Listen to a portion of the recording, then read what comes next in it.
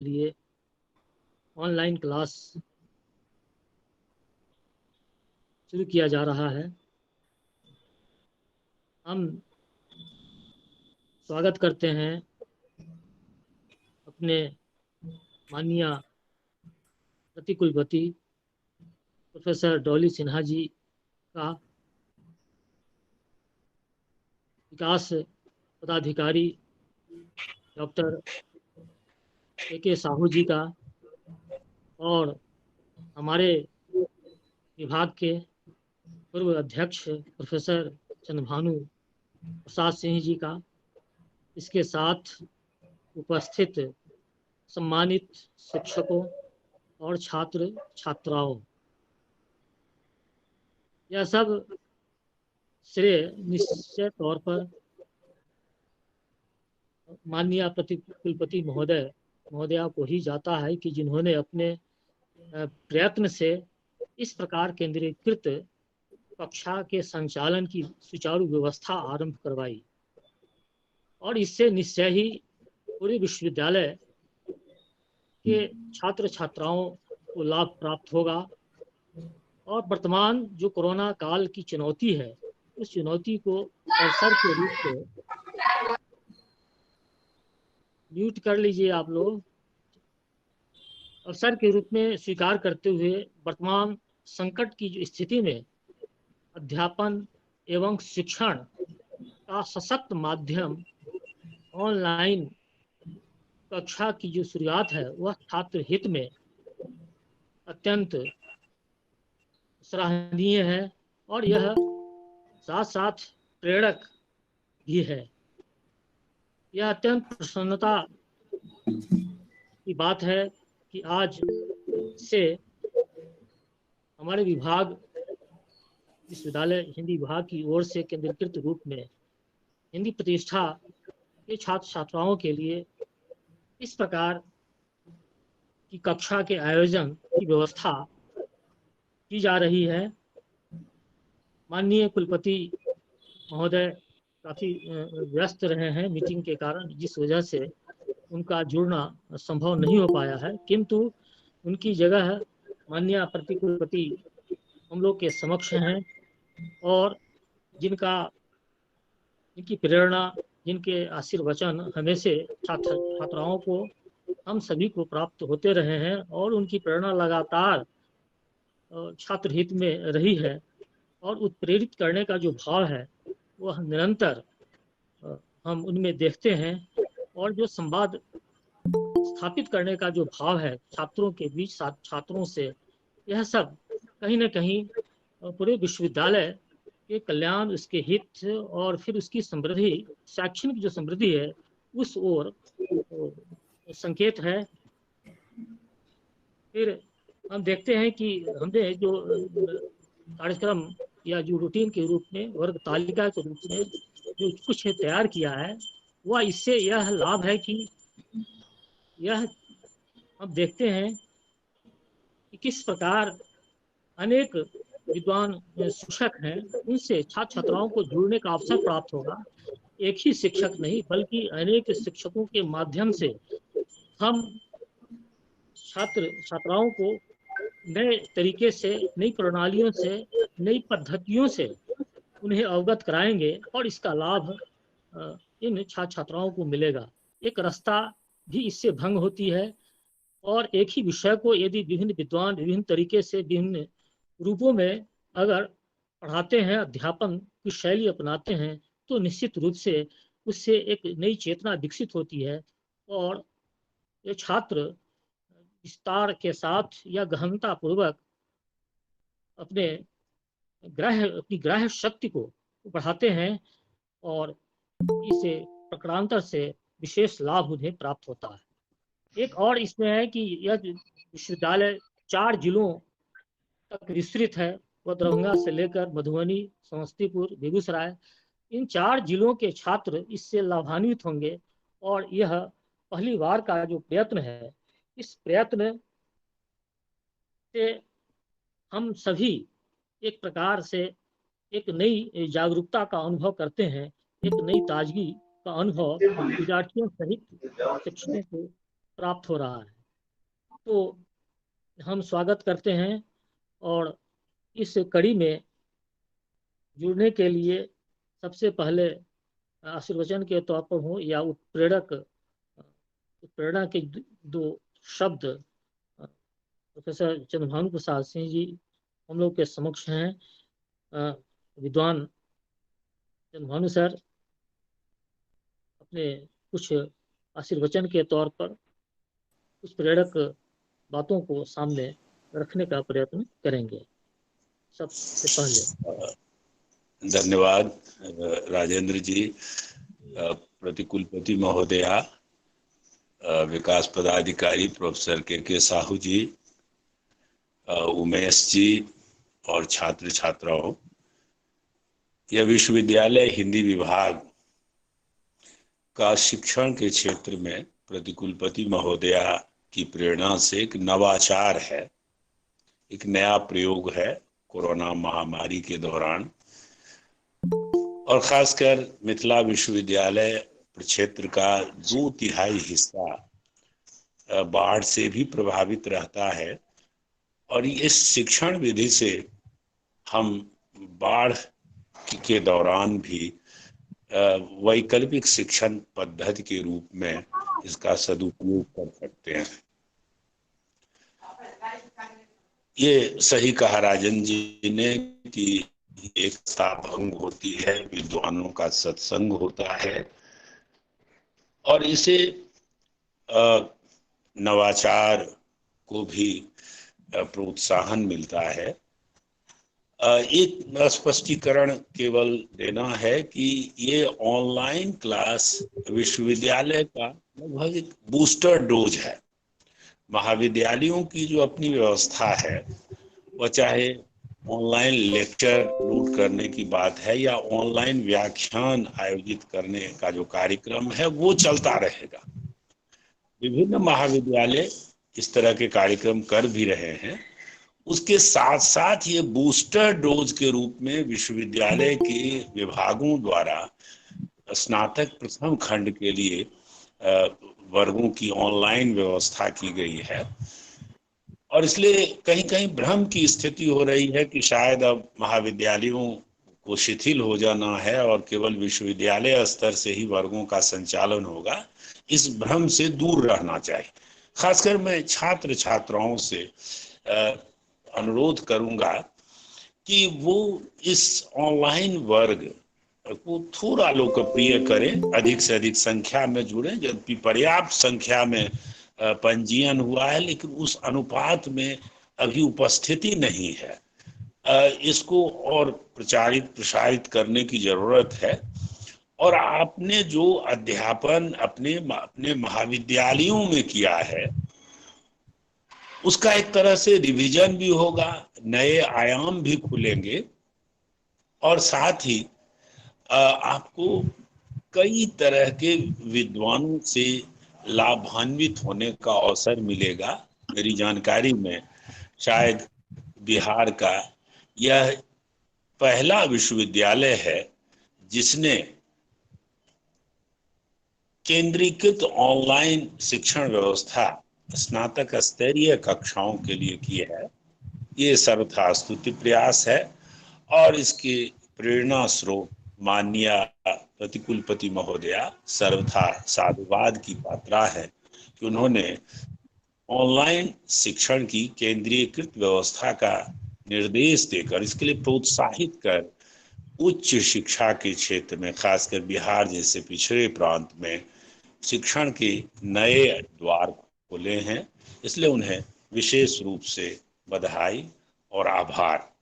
बहुत बहुत धन्यवाद आप सबों को, छात्र छात्राओं को अशेष शुभकामनाएं कि इस ऑनलाइन वर्ग का अधिक से अधिक लाभ ग्रहण करें। धन्यवाद। अब मैं आग्रह करता हूं विश्वविद्यालय के विकास पदाधिकारी डॉक्टर के साहू जी का। वे इस प्रकार की ऑनलाइन कक्षा के संचालन के सूत्रधार भी हैं और एक कार्य संयोजक हैं।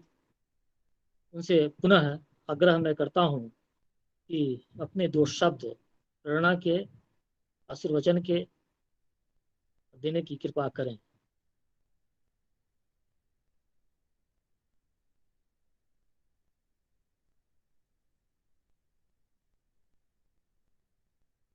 सर अनम्यूट कर लें। सॉरी। आज के ऑनलाइन वर्ग के शुभारंभ के कार्यक्रम को शुभारंभ करने की अध्यक्षता करने वाली माननीय प्रतिकुलपति महोदया प्रोफेसर डॉली सिन्हा, ललित नारायण मिथिला विश्वविद्यालय के स्नातकोत्तर विभाग हिंदी के विभागाध्यक्ष डॉक्टर राजेंद्र जी, स्नातकोत्तर विभाग के पूर्व विभागाध्यक्ष प्रोफेसर चंद्रभानु सिंह सर जी, आज के resource person doctor Umesh ji जो बीएमए कॉलेज हरिका के हैं,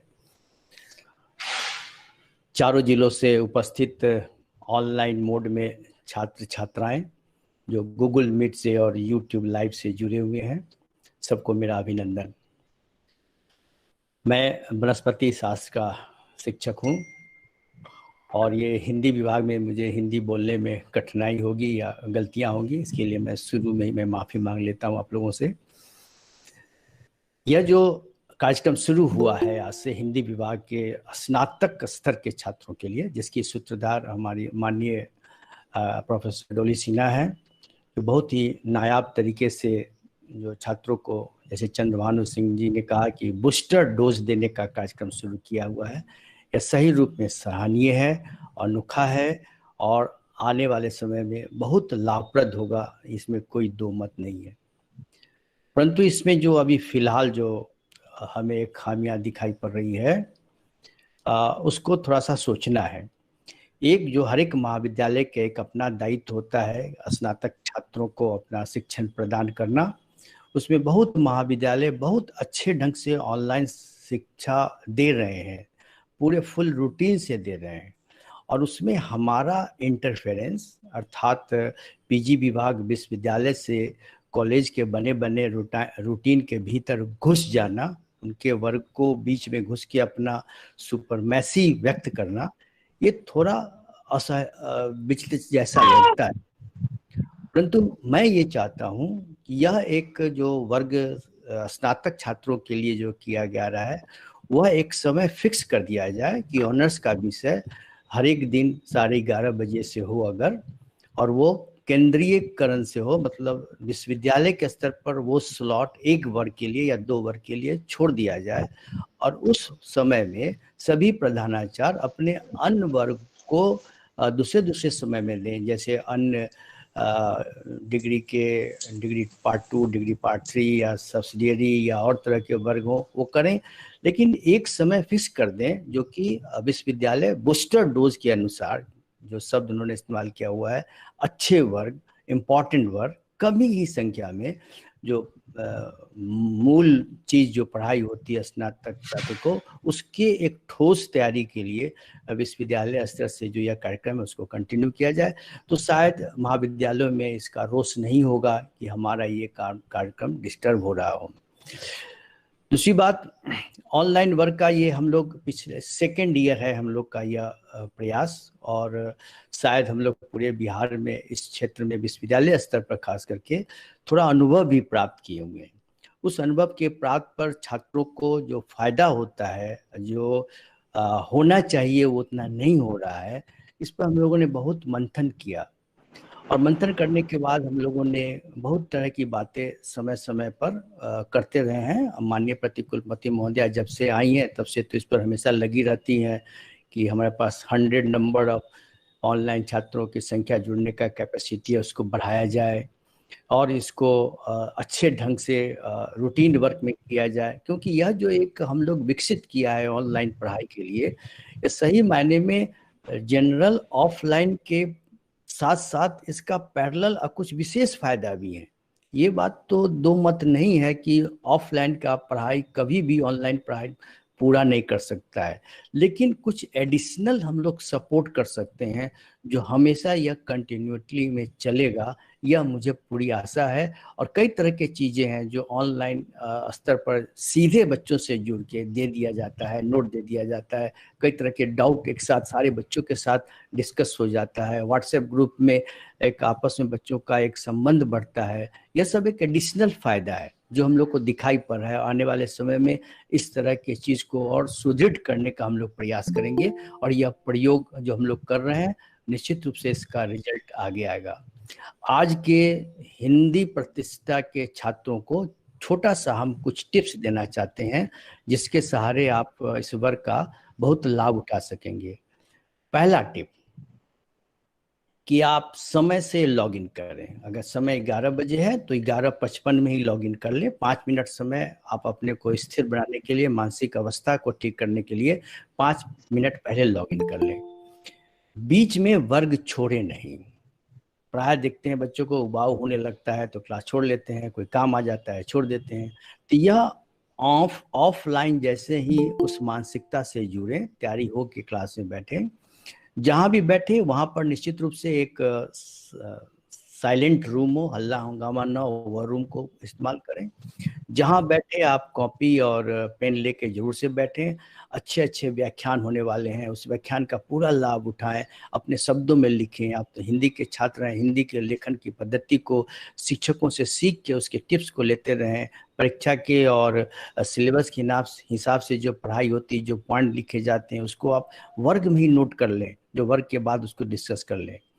और तीसरा और सबसे महत्वपूर्ण बात यह है कि जब व्याख्यान हो रहा हो ऑनलाइन, उसमें किसी भी तरह का बीच में प्रश्न पूछ के, बीच में डिस्टर्ब करके उससे आप अलग रहें। आपको प्रश्न बहुत उठेंगे दिमाग में, हो सकता है शिक्षक नेक्स्ट बातें वही बता रहे हो, आगे बताने वाले हो। तो क्लास के बाद 5-7 मिनट समय रखें जिसमें कि आप अपना प्रश्न रखें, आप प्रश्नों का उत्तर आप प्राप्त करें। आप जानते हैं ऑनलाइन मोड में चैट मैकेनिज्म भी है, जो बगल में आप कुछ टेक्स्ट बॉक्स में लिख के भी मैसेज को डाल सकते हैं। आपको आशा हो रहा हो कि बाद में हमको उत्तर नहीं मिलेगा, तो उसी गूगल मीट में, यूट्यूब लाइव पर आप चैट बॉक्स में आप अपनी प्रतिक्रिया, अपने प्रश्न डाल दें, जो निश्चित रूप से किसी न किसी रूप से उस क्लास वर्ग के शिक्षक को मिल जाता है और समय डिस्कस कर लें। और वर्ग समाप्ति के बाद आपका घर का रोल होता है कि पढ़े हुए चीज को निश्चित रूप से रिवीजन करें। वह जो पढ़ाई जो एक तरफा मिलता है, एक तरफ सुन लेते हैं, वो तब तक आपके काम का नहीं होता है जब उस पर आप अपने ढंग से, अपने स्थिति से जब मनन नहीं करते हैं। आज हमने क्या पढ़ा, जब तक आप सोचेंगे नहीं, समझेंगे नहीं, डायरी देखेंगे नहीं, तो वो पढ़ा चीज आपका अपना नहीं होता है। इसलिए यह 2-3 बातें, क्लास के समय में आना, अटेंटिव होके नोट करना, अटेंटिव होके उसके प्रश्नों को रखे हुए चीज को चैट बॉक्स में लिख देना या कॉपी में लिख लेना, जो क्लास के बाद डिस्कशन कर सकें।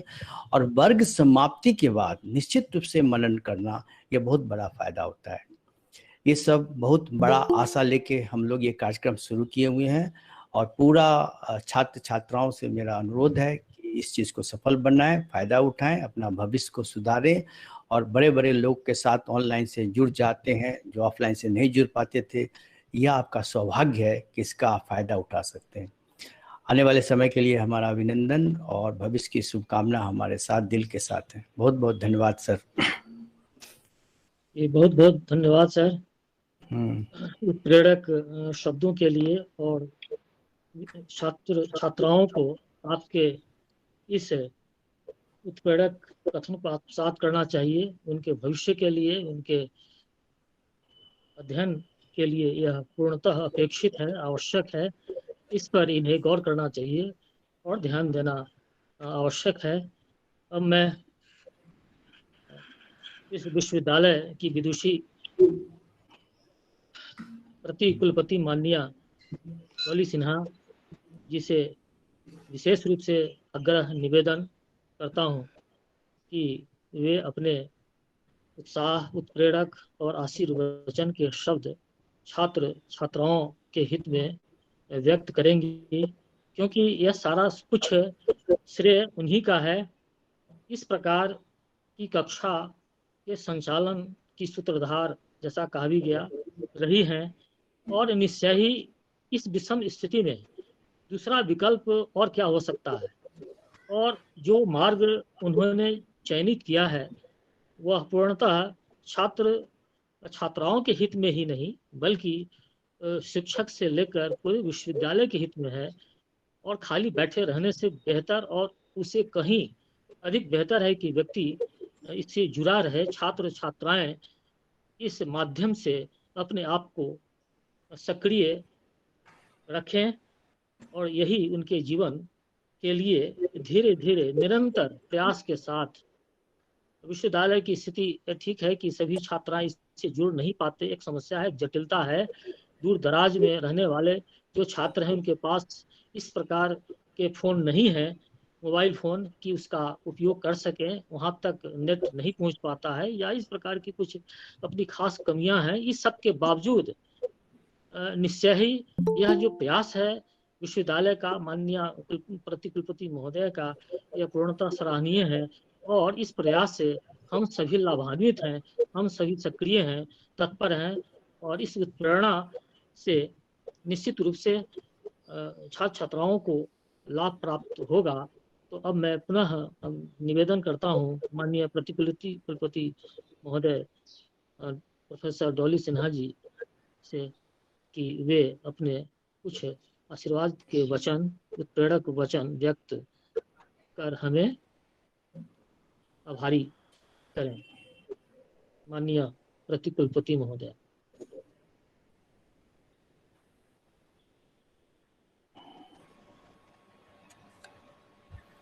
सभी को मेरा नमस्कार और सुप्रभात। मेरी आवाज जा रही है? जी जी आ रही है। Yes ma'am. हाँ यस मैम। एक बार फिर सभी को नमस्कार और सुप्रभात। हमारे साथ उपस्थित हैं हिंदी विभाग के विभागाध्यक्ष डॉक्टर राजेंद्र प्रसाद। हमारे साथ हैं प्रोफेसर के साहू जो बॉटनी के प्रोफेसर हैं और साथ ही विश्वविद्यालय के विकास पदाधिकारी भी हैं। हिंदी के विशिष्ट विद्वान प्रोफेसर चंद्रभानु प्रसाद सिंह सर हैं। आज जो वर्ग लेंगे प्रोफेसर उमेश जी, और मैंने देखा कि एक प्रिंसिपल भी जुड़े थे, अब वो दिख नहीं रहे हैं। MLSM कॉलेज के प्रिंसिपल प्रोफेसर मिश्रा जुड़े थे हमारे साथ। वो केमिस्ट्री के विद्वान हैं लेकिन मैंने देखा था उनको। और मेरे प्रिय छात्रगण, मैं जब छात्र बोलूंगी तो उसमें छात्र छात्राएं दोनों समाहित होंगे। अलग से छात्राएं मैं बार बार नहीं बोलूंगी, छात्र मतलब छात्र छात्राएं दोनों हैं हमारे लिए। तो आप सभी को एक बार फिर से सुप्रभात। और इस अच्छे काम को शुरू करने के लिए हमारे हिंदी विभाग के विभागाध्यक्ष और हिंदी विभाग से जुड़े सभी शिक्षकगण को मैं अभिनंदन करती हूँ, बधाई देती हूँ। आप एक बहुत अच्छे काम कर रहे हैं। ये एक प्रयोग है, जैसा कि हमारे पूर्व वक्ताओं ने भी कहा, कि पूरे बिहार में ही नहीं, मुझे लगता है कि पूरे भारत में या पूरे विश्व में ये एक तरह का प्रयोग है जो अंडर ग्रेजुएट टीचिंग या स्नातक स्तर का पढ़ाई जो है वो विश्वविद्यालय स्तर पे हम लोग इस तरह से इसको चालू कर रहे हैं, इनफैक्ट कर चुके हैं। फिजिक्स में क्लास जो है वो 1 जून से ही शुरू हुआ था और आज उसका जो है 15वां दिन पूरा हो रहा है। और आज से 3 विषय में जो है वो क्लासेस शुरू हो रहे हैं।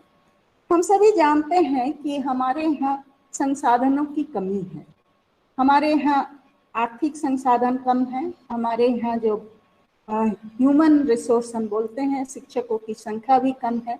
किसी भी कॉलेज में जो है जितने आवश्यक हैं शिक्षकों की संख्या, अगर हम UGC मापदंड से इसे देखें कि छात्र और शिक्षक का जो रेशियो होना चाहिए, जो अनुपात होना चाहिए, उस हिसाब से हमारे न ही विश्वविद्यालय डिपार्टमेंट में न ही किसी कॉलेज के किसी भी विभाग में पूरे शिक्षक हैं।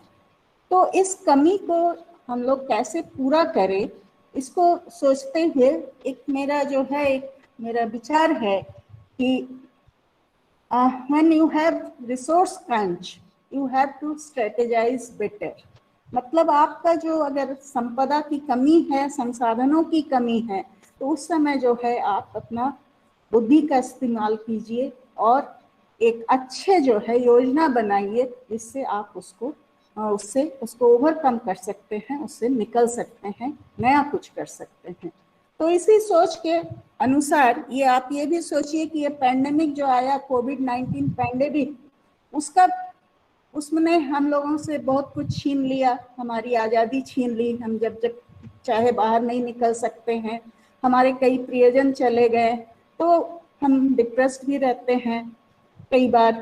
तो कुछ तो उसने छीन लिया, लेकिन उसका एक पॉजिटिव साइड जो है ये ऑनलाइन टीचिंग लर्निंग, जो दुर्भाग्यपूर्ण है कि ये जो है यूजीसी और नैक ये हमें कई सालों से बोल रही है, आज से नहीं, हमें लगता है 25 साल हो गए हैं, उस समय से ही कहा जा रहा है कि ये जो है सभी कॉलेज और यूनिवर्सिटी डिपार्टमेंट जो है इसको अडॉप्ट करे, इसका इस्तेमाल करे, लेकिन हो नहीं पा रहा था। कहीं ना कहीं हम शिक्षकों का जो एक आपत्ति या नए चीज को अडॉप्ट करने में जो एक अनिच्छा होती है वो थी, तो उसको इस कोविड पैंडेमिक ने उसको दूर कर दिया। और हम कुछ लोग तो खुशी से इसको अडॉप्ट किए और कुछ लोग हो सकता है कि खुशी से ही अडॉप्ट किए, लेकिन अब सभी लोगों ने अडॉप्ट कर लिया। तो ये अच्छी बात है। कोविड पैंडेमिक का जो है ये पॉजिटिव साइड है कि खासकर बिहार के शिक्षा जगत में हमने मॉडर्नाइजेशन या डिजिटलाइजेशन को हमने ग्रहण किया और उसका व्यवहार भी कर रहे हैं। छात्रों, ये आपके लिए आप बहुत भाग्यशाली है। अभी जो है 2020 में जो पार्ट 1 के छात्र हैं, आप बहुत भाग्यशाली है कि इस तरह का जो ये केंद्रीकृत जो सेंट्रलाइज्ड कार्यक्रम शुरू हुआ है, ये आपके बैच से शुरू हुआ है। और आप भाग्यशाली इसलिए हैं कि आप कई विद्वान शिक्षकों से आपको पढ़ने का मौका मिलेगा ये ऑनलाइन माध्यम से, जो आपके अपने कॉलेज में कभी भी संभव नहीं है। महाविद्यालय में आपके यहाँ 1, 2 या 3 शिक्षक होंगे, लेकिन विश्वविद्यालय स्तर में जो हमारी बौद्धिक संपदा है, इतने विद्वान शिक्षकगण हैं, अगर पूरे विश्वविद्यालय को हम देखें, और उनमें से भी हमारे जो हेड हैं, जो विभागाध्यक्ष हैं, वो एकदम विशिष्ट जनों को चुन के लाए हैं आपका ये ऑनलाइन क्लासेस आरंभ करने के लिए। तो आप बहुत भाग्यशाली हैं। इसके पहले हमारे विकास पदाधिकारी, हम इससे ज़्यादा उनको प्रोफेसर साहू, क्योंकि प्रोफेसर जो है वो टीचर के लिए सबसे सम्मानीय टाइटल है। विकास पदाधिकारी बनना, प्रोवीसी बनना, वीसी बनना उसके बाद में बनते हैं, लेकिन प्रोफेसर जो है शिक्षा जगत में जो है सबसे सम्मानीय पद है। तो प्रोफेसर साहू शुरू से ही हमारे साथ हम लोग मिल के बहुत अच्छा काम कर रहे हैं, बहुत मेहनत कर रहे हैं।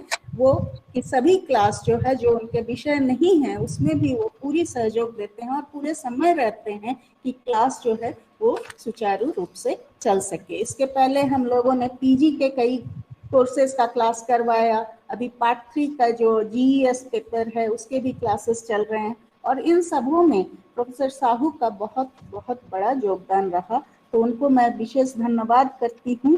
और छात्रों, आपसे 1-2 बातें शेयर करना चाहूँगी। जैसा कि प्रोफेसर साहू ने भी कहा कि आप इसको एक अपना हैबिट बना लीजिए कि हमें क्लासेस रेगुलर करना है। आप एक क्लास करते हो, दूसरा क्लास नहीं करते हो। कभी जो है कुछ बच्चे आ जाए, कुछ बच्चे जो है वो कल नहीं आ रहे हैं, तो इससे टीचर जो है इतना मेहनत करके तैयारी करके जब वो आते हैं क्लास लेने और देखते हैं कि कल जिनको पढ़ाया था आज वो चेहरे नहीं दिख रहे हैं, तो हम लोग भी मायूस हो जाते हैं।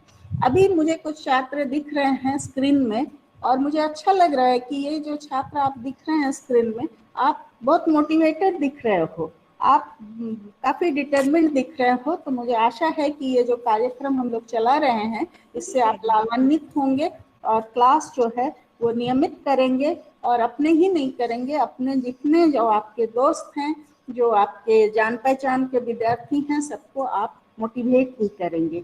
ये बैच हमने पकड़ा, आप बहुत भाग्यशाली हैं कि ये पार्ट 1 हम पढ़ाएंगे इस तरह से डिटेल में, फिर आप जब पार्ट 2 में जाएंगे तब आपका पार्ट 2 आपका क्लासेस भी डिटेल में होगा। आप जब पार्ट 3 में जाएंगे तो आपका पार्ट 3 का क्लासेस भी डिटेल में होगा। तो ये पद्धति हम लोगों ने सोचा, और हमारे माननीय कुलपति महोदय जो बहुत ही विद्वान व्यक्तित्व हैं, वो बहुत व्यस्त रहते हैं, लेकिन वो हम कह सकते हैं कि बिहार के श्रेष्ठ कुलपति हैं, क्योंकि आप जानते होंगे कि अभी वो 4 विश्वविद्यालयों का कार्यभार संभाले हुए हैं।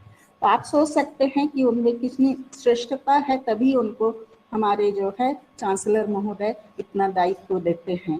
आज वो भी आपको एड्रेस करते, लेकिन उनकी कोई बैठक हो गई है तो आपसे नहीं जुड़ पाए, लेकिन हो सकता है कि जब आपका क्लास समाप्त हो, कंक्लूडिंग क्लास में, वो आपको एड्रेस करेंगे। तो हमारे कुलपति महोदय के स्नेह से और उनके आशीर्वाद आपके लिए है, हम सभी के लिए है। इस तरह का कार्यक्रम जो हम कर रहे हैं, इसमें हमारे कुलपति महोदय, हमारे विश्वविद्यालय के कुलसचिव एवं अन्य पदाधिकारीगण, हमारे छात्र कल्याण के अध्यक्ष, हमारे प्रॉक्टर महोदय, सभी का सहयोग है। और विकास पदाधिकारी को तो आप देख रहे हैं। ये आप सोचिए कि छात्र को मैं बता रही हूँ कि आपके लिए बहुत सौभाग्य की बात है कि आप पीजी हेड का चेहरा देख रहे हैं। हम लोग जब छात्र थे, हम लोग तो कभी अपने कॉलेज के प्रिंसिपल का चेहरा भी नहीं देखते थे। प्रिंसिपल से इतना डरते थे कि कभी उनको देखने का मौका नहीं मिलता था, वो अपने चैम्बर में रहते थे। वाइस चांसलर से मिलना, ये सब हम लोगों के समय नहीं हो पाता था। तो आप कम से कम स्क्रीन में ही सही सबको देख रहे हैं, सबसे पढ़ने का आपको मौका मिलेगा। इसका आप भरपूर फायदा उठाइए। और मैं ये बता दूं, ये बहुत दुर्भाग्यपूर्ण है कि हिंदी ऑनर्स के जो है वो सीटें खाली रह जाती है। हिंदी का कितना स्कोप है आप शायद नहीं जानते हो। आप तो हिंदी ऑनर्स लिए हैं, लेकिन जब आप कोई विषय चुन लेते हैं, हम शिक्षकों से भी कहना चाहेंगे, हमारे प्रिय शिक्षकगण जो आज जुड़े हैं हमसे और जो क्लास लेंगे आने वाले दिन में, हमारे जितने भी शिक्षक भाई हैं, मैंने हैं और हमारे छात्रगण, सबसे कहना चाहूंगी कि हर विषय का अपना महत्व होता है, और खासकर हिंदी का तो इतना महत्व है। ये भाषा के रूप में भी एक बहुत सशक्त भाषा है, और इसमें अगर आप फ्यूचर स्कोप देखें, हम चूंकि हमारे पढ़ाई को हम लोग नौकरी से भी जोड़ते हैं, सिर्फ ज्ञान से नहीं जोड़ते हैं, तो अगर हम इसका जॉब प्रोस्पेक्ट्स भी देखें तो बहुत ही विशाल और विस्तृत है। तो आप ये मत सोचिए कि हिंदी का कोई स्कोप नहीं है। जरूरत ये है कि जो भी मेरे विषय है उस पर मेरी पकड़ होनी चाहिए और अच्छी जानकारी होनी चाहिए। हिंदी स्नातक करने के बाद आप आगे स्नातकोत्तर की पढ़ाई कर सकते हैं, आप रिसर्च कर सकते हैं, पीएचडी कर सकते हैं, आप शिक्षा के क्षेत्र में जा सकते हैं, टीचिंग में। आप जो यूपीएससी, बीपीएससी जिसको हम लोग बोलते हैं, पब्लिक सर्विस कमीशन, वो राज्य के हो या यूनियन पब्लिक सर्विस कमीशन हो, आईएएस आईपीएस बनना चाहते हो, हर चीज में हिंदी जो है आपको मदद करेगा। जॉब प्रोस्पेक्ट्स में अभी ट्रांसलेटर्स की बहुत डिमांड है। एंटरटेनमेंट इंडस्ट्री, जो मनोरंजन जो हमारा है, वाणिज्य जो आप है, जैसे हमारा ऑडियो विजुअल जो है, सिनेमा है, टीवी है, इसमें नए नए चैनल खुल रहे हैं, उसमें स्क्रिप्ट राइटर्स की बहुत डिमांड है। तो कई डिमांड है, कई जॉब का मौका है आपको। और आप जानते हैं कि इसमें आपको सिर्फ पैसे कमाने का ही नहीं मौका मिलेगा, आपको अच्छी परिचिति भी मिलेगी। हम सभी गुलजार साहब, सलीम जावेद साहब को जानते हैं, उन लोगों ने पैसे भी कमाए और परिचिति भी। तो आपके पास भी ये मौका है मेरे प्रिय छात्रगण, आप जो भी पढ़ते हो उसको ठीक से पढ़ो। और ये एक बहुत बड़ा मौका आपको मिला है कि सभी कॉलेज के विशिष्ट शिक्षकगण आपको पढ़ाएंगे, मिलकर पढ़ाएंगे, आप उसका फायदा जरूर उठाएं। और जैसा कि प्रोफेसर साहू ने भी कहा कि आप ये क्लास करने के बाद अपना नोट्स बना लीजिए। इस क्लास का एक दूसरा फायदा ये भी है कि ये यूट्यूब चैनल में भी प्रसारित होगी और आप कभी भी इसको दोबारा भी सुन सकते हैं। दोबारा सुनिए, तिबारा सुनिए, लेकिन अपना नोट्स जरूर बनाएं। एक बात और मैं छात्रों को कहना चाहूंगी, छात्र और हमारे जो यंग टीचर्स हैं उन्हें भी, कि हमारा जो न्यू एजुकेशन पॉलिसी है 2020 की, नई शिक्षा नीति 2020 में जो बनाई गई है, उसमें भाषा पे बहुत जोर दिया गया है, बहुत महत्व है उस पर। और हिंदी पढ़ने वाले खासकर आपके लिए आगे बहुत स्कोप है, लेकिन एक मेरा आग्रह अनुरोध है विद्यार्थीगण और टीचर्स से भी कि आप हिंदी के साथ साथ 2-3 और भाषाओं पे पकड़ जरूर बनाइए। एक तो आपके जो क्षेत्रीय भाषा है, जैसे यहाँ मैथिली है, उर्दू है, बंगला है, भोजपुरी है, जो बिहार की भाषाएं हैं, उन पे भी आपकी कमांड होनी चाहिए अच्छी। और एक क्लासिकल लैंग्वेज आप जरूर सीखें, जैसे कि संस्कृत है, तमिल है, मलयालम है, इनको क्लासिकल भाषाएं बोली जाती हैं, तो इनमें से एक भाषा पर भी आपकी पकड़ होनी चाहिए। और इंग्लिश का क्या कहना, आप जानते हैं कि इंग्लिश अगर आपकी अच्छी होगी तो आप इंग्लिश और हिंदी दोनों अगर आपकी अच्छी है तो आपके लिए असीमित जो है आपका जो है दायरा बहुत बहुत विस्तृत हो जाएगा, आप बहुत काम कर सकते हैं। आने वाले दिन में नई शिक्षा नीति के अंतर्गत आप जानते हैं कि मेडिकल इंजीनियरिंग और मैनेजमेंट की पढ़ाई भी क्षेत्रीय भाषाओं में करवाने की बातें हो रही हैं, जो अभी सिर्फ इंग्लिश में होती है। तो इसीलिए ट्रांसलेशन का स्कोप बहुत है। अच्छी अच्छी किताबें अभी भी जो है ज़्यादातर अंग्रेजी में उपलब्ध है। अगर आपकी हिंदी और अंग्रेजी दोनों सशक्त है, उसके साथ ही अगर आपको विज्ञान का, समाज विज्ञान का और राष्ट्र विज्ञान का भी अच्छा ज्ञान है, तो आप बहुत कुछ कर सकते हैं। हम छात्रों से और हमारे जो यंग टीचर्स हैं हमसे आग्रह करेंगे कि आप कोविड-19 जो हमें ये मौका दिया है, लेकिन ये मौका जो है ये एक तरह का हम इसको कॉम्प्लीमेंट्री या परिपूरक है। जो हम आमने सामने मिलते हैं और जब पढ़ाई होती है, जिसको हम बोलते हैं कि इनलाइन और इन कैंपस मेथड, दो होता है। एक ऑनलाइन, जो अभी हम लोग ऑनलाइन आपको जुड़े हैं, आपका चेहरा देख रहे हैं, और जब आमने सामने होते हैं तो उसको इन कैंपस हम कह सकते हैं। तो इन कैंपस पढ़ाई का कोई विकल्प नहीं है, ये परिपूरक हो सकता है। हम कोशिश करेंगे, हम चाहेंगे कि हमारे जो है हम सभी पैंडेमिक से जो है जल्द से जल्द मुक्त हो और हमारी जो क्लासेस हो वो भौतिक रूप से शुरू हो जल्द से जल्द।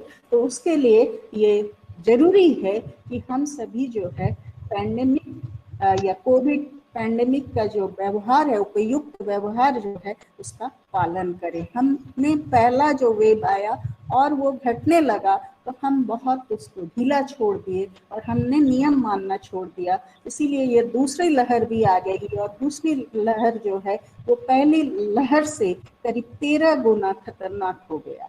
तो हम सभी से आग्रह करेंगे, हमारे छात्रों से और शिक्षकों से भी, कि हम सभी जो है कोरोना उपयुक्त व्यवहार का जो है कोविड पैंडेमिक एप्रोप्रिएट बिहेवियर जो है वो रखें। हम मास्क जरूर पहने, हम हाथ धोए और दूरी बनाते रखें, और साथ ही आप में से जो 18 साल के ऊपर हैं आप वैक्सीन भी ले लें कि जल्द से जल्द हम लोग भौतिक रूप से क्लासेस शुरू कर सके। एक बार फिर हमारे साथ जो शिक्षक जुड़े हैं, जो शिक्षक आने वाले दिनों में क्लास का संचालन करेंगे, वर्ग लेंगे, उनको मैं एक बार फिर से अभिनंदन करती हूँ। और मैं चाहूँगी कि आप लोग कोरोना काल में, जहाँ हमें बाहर जाने की आज़ादी तो समाप्त हो चुकी है अभी, लेकिन हम घर में बैठ के लिखने पढ़ने का काम और सुचारू रूप से कर सकते हैं। तो आप पढ़िए, साल में 2 पेपर का पब्लिकेशन जरूर कीजिए, और सोचिए कि जो भी, जब हमारे विभागाध्यक्ष ने और विकास पदाधिकारी ने दोनों ने कहा कि ये जो चैलेंज था कोविड का, उसको अपॉर्चुनिटी में कन्वर्ट किया हमने, तो इसका फायदा उठाइए और अच्छा से अच्छा काम कीजिए। विश्वविद्यालय अपने लिए अच्छा कीजिए, और खासकर ये जो फर्स्ट ईयर या डिग्री पार्ट 1 के जो छात्र हैं, हम आपको बोलेंगे आप अपने विषय पे इतना पकड़ बनाइए कि जब आप पार्ट 2 में जाएंगे तो जो नए पार्ट 1 के विद्यार्थी आएंगे, आप उनको मेंटरशिप या मेंटर का काम कर सकते हैं, आप उनको भी पढ़ाई में सहयोग कर सकते हैं। और विद्यार्थियों, छात्रगण, आप स्कूल के बच्चों को ट्यूशन भी दे सकते हैं। जब हम पढ़ाते हैं तो हमारा कॉन्सेप्ट जो है वो ज़्यादा क्लियर हो जाता है, तो स्कूल के बच्चों को आप पढ़ा भी सकते हैं। आपके लिए असीमित है। आपका स्कोप जो है, आपका जो विषय है, उस पे पकड़ बनाइए और इस मौका का भरपूर उपयोग कीजिए, इसका लाभ उठाइए। सभी को एक बार फिर से मैं अभिनंदन करती हूँ। आप सभी खुश रहिए, स्वस्थ रहिए। धन्यवाद।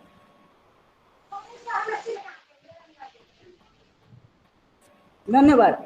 जी, माननीय थैंक यू मैम। बहुत बहुत धन्यवाद, बहुत बहुत आभार मैम। हमारी ओर से, हमारे विभाग की ओर से।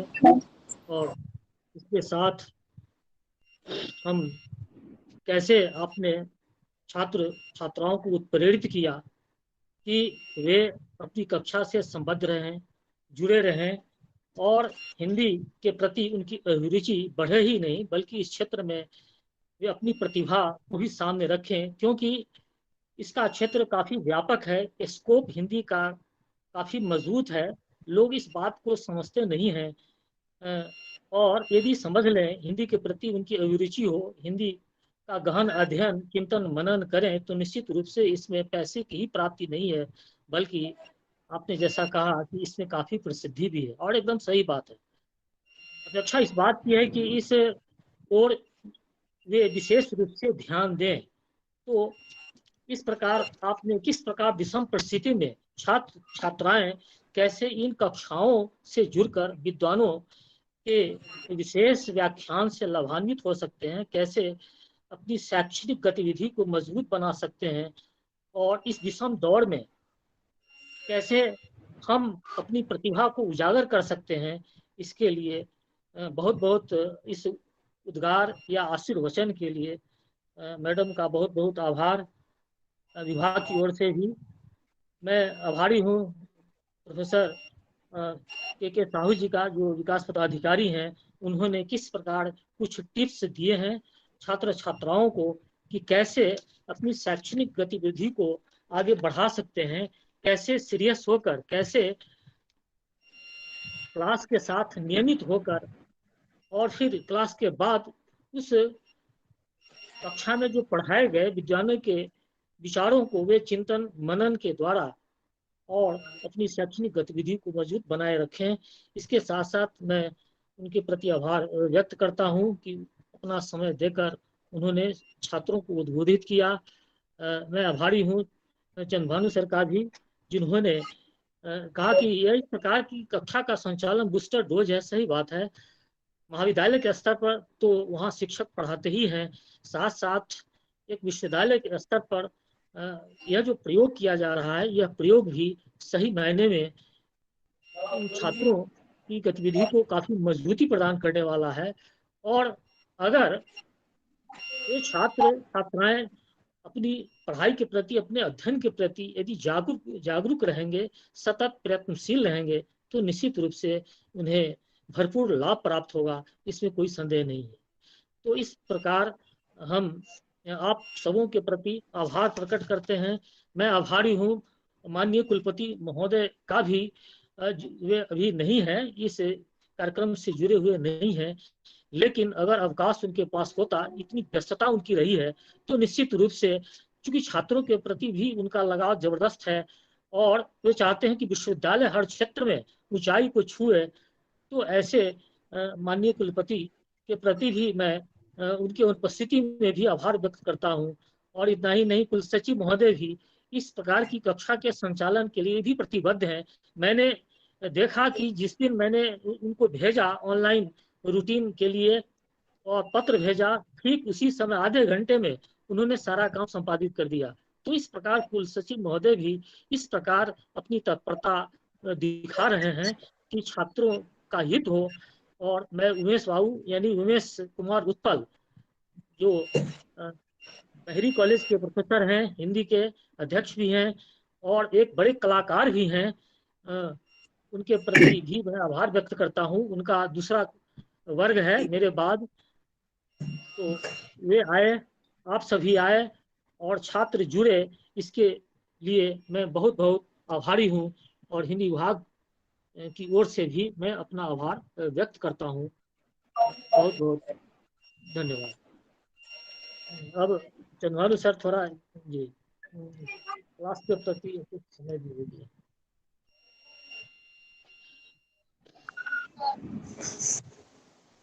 जरा कुछ लोगों का अभी भी माइक ऑन है। मुकेश कुमार जी, आप लोग म्यूट कर लें, और राजेंद्र जी आप भी माइक को म्यूट करें, और जब बोलना हो तो माइक को ऑन कर दें, क्योंकि आपकी आवाज टकरा रही थी। और माननीय प्रदीप आना कुलपति जाना भी महोदया, जारी है, ये भी थोड़ा सा बता दीजिए सर। आना जाना मत करे, क्लास को सीरियसली ले। जी जी चंद्रभानु सर बता दीजिए। जी जी। और छात्र छात्राओं से अनुरोध है कि बहुत आवाजाही नहीं करें, निश्चिंत होकर बैठें। अभी चूंकि ये उद्घाटन की औपचारिकता थी, इसलिए थोड़ा समय लगा। और आज के जो 2 वर्ग हैं वो 2 पत्र के लिए, स्नातक प्रथम खंड में हिंदी साहित्य का इतिहास, द्वितीय खंड में इतिहास से संबंधित पाठ है। और दोनों वर्ग विश्वविद्यालय के 2 विद्वान प्राध्यापक लेंगे। एक जो प्रथम वर्ग है अब वो प्रोफेसर राजेंद्र शाह जी लेंगे, और जो दूसरा वर्ग है वो प्रोफेसर उमेश कुमार लेंगे। ये दोनों अपने क्षेत्र के अति विशिष्ट विद्वान हैं। प्रोफेसर राजेंद्र शाह और पिछले 25 वर्षों से अध्यापन कर रहे हैं। राम वृक्ष बेनीपुरी के नाटकों पर शोध किया है। इसके अतिरिक्त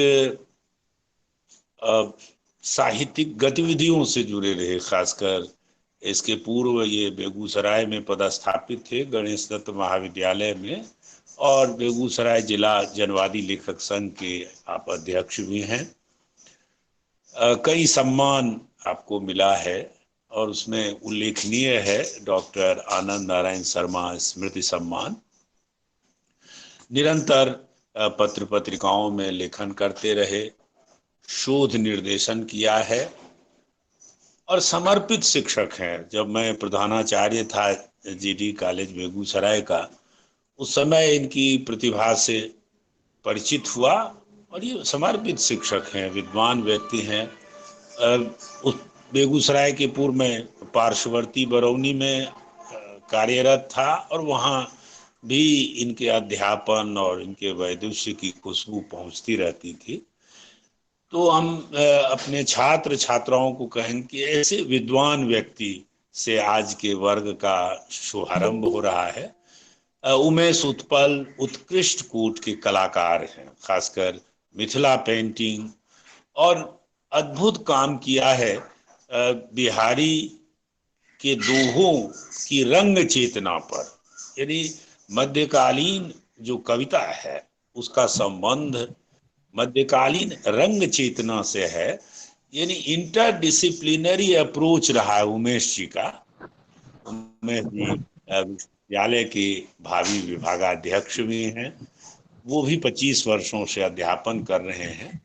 इसलिए आज बड़ी सुखद स्थिति है कि 2 उत्कृष्ट कोच के विद्वान आज 2 वर्गों का संचालन करेंगे। और हम प्रोफेसर राजेंद्र शाह जी से अनुरोध करेंगे कि आज के वर्ग का श्री गणेश करें। प्रोफेसर राजेंद्र शाह जी।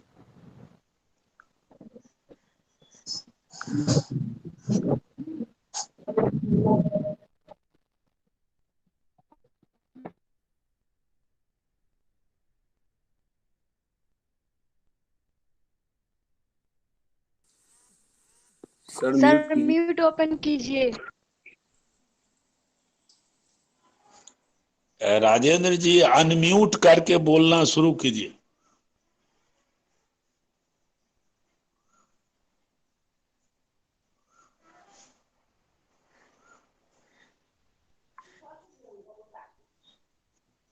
लगता है सर चलेगा क्या?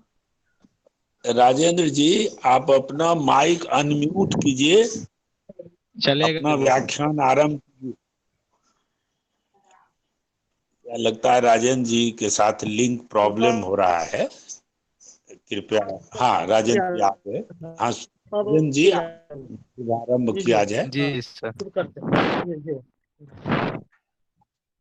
उपस्थित विद्वानों, उपस्थित छात्र छात्राओं, आज यह सुखद संयोग है कि इस प्रकार की कक्षा का शुभारंभ किया जा रहा है केंद्रीकृत रूप में। हिंदी साहित्य, पहले तो थोड़ा परिचय इस रूप पाठ्यक्रम पहला दिन के सब संबंधित प्रोफेसर हो जाए। साहब बात पाठ्यक्रम का जो स्वरूप है राजेंद्र सर जी, आपका मेरी आवाज जा रही है?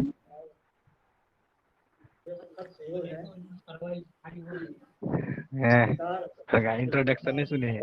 पहला डॉली मैम बदल के आने के बाद मेरा सर दो प्लीज 50-60 हो ये आगे भी एक जीडी कॉलेज के बाद अच्छी है प्रोफेसर अब प्रिंसिपल है। प्लीज सब अपना म्यूट कर ले।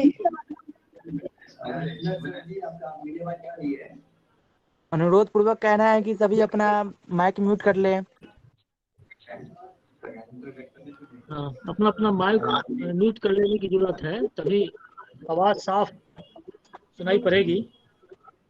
जी, तो हिंदी साहित्य के अंतर्गत जो आज व्याख्यान कहें या फिर विमर्श कहें, इसके अंतर्गत पहले इसके पूर्व जो पाठ्यक्रम है वह पाठ्यक्रम हिंदी का या और भी जो विषय है जिसमें ऑनर्स की पढ़ाई होती है, उसमें फर्स्ट जो पार्ट है जिसको प्रथम खंड कहते हैं ग्रेजुएशन का या स्नातक का, तो प्रथम खंड ऑनर्स या प्रतिष्ठा, ऑनर्स को हिंदी में प्रतिष्ठा कहते हैं। ये पहले सम्मान शब्द का भी प्रयोग होता था। तो इसके दो पत्र हैं, प्रथम और द्वितीय। फिर द्वितीय खंड में आने के बाद फिर दो पत्र ऑनर्स का ही है, वह तृतीय और चतुर्थ हो जाता है। और तृतीय खंड में प्रतिष्ठा के 4 पत्र हो जाते हैं, पंचम, षष्ठ, सप्तम और अष्टम। कुल मिलाकर 8 पत्र होते हैं ऑनर्स के, प्रतिष्ठा के। और इन 8 पत्रों के आधार पर ही मूल्यांकन होता है या जो क्लास या डिवीजन बनता है। इसलिए अपने आप में प्रतिष्ठा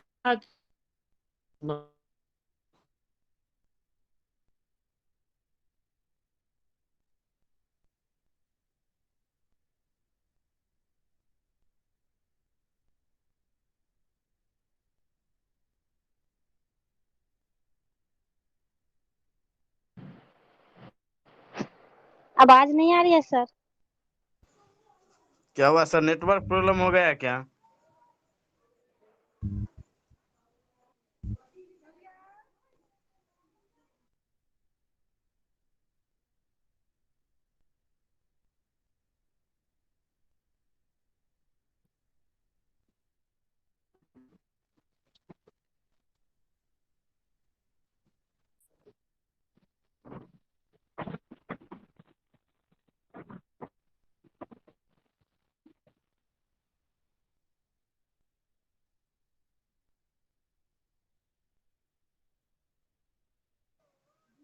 राजेंद्र सर, अमित कुमार साहब ऐसे कमेंट ना करें प्लीज। नेटवर्क प्रॉब्लम है, प्लीज तुम लोग साइलेंट रहेगा। हेलो, वो लेफ्ट हो गए।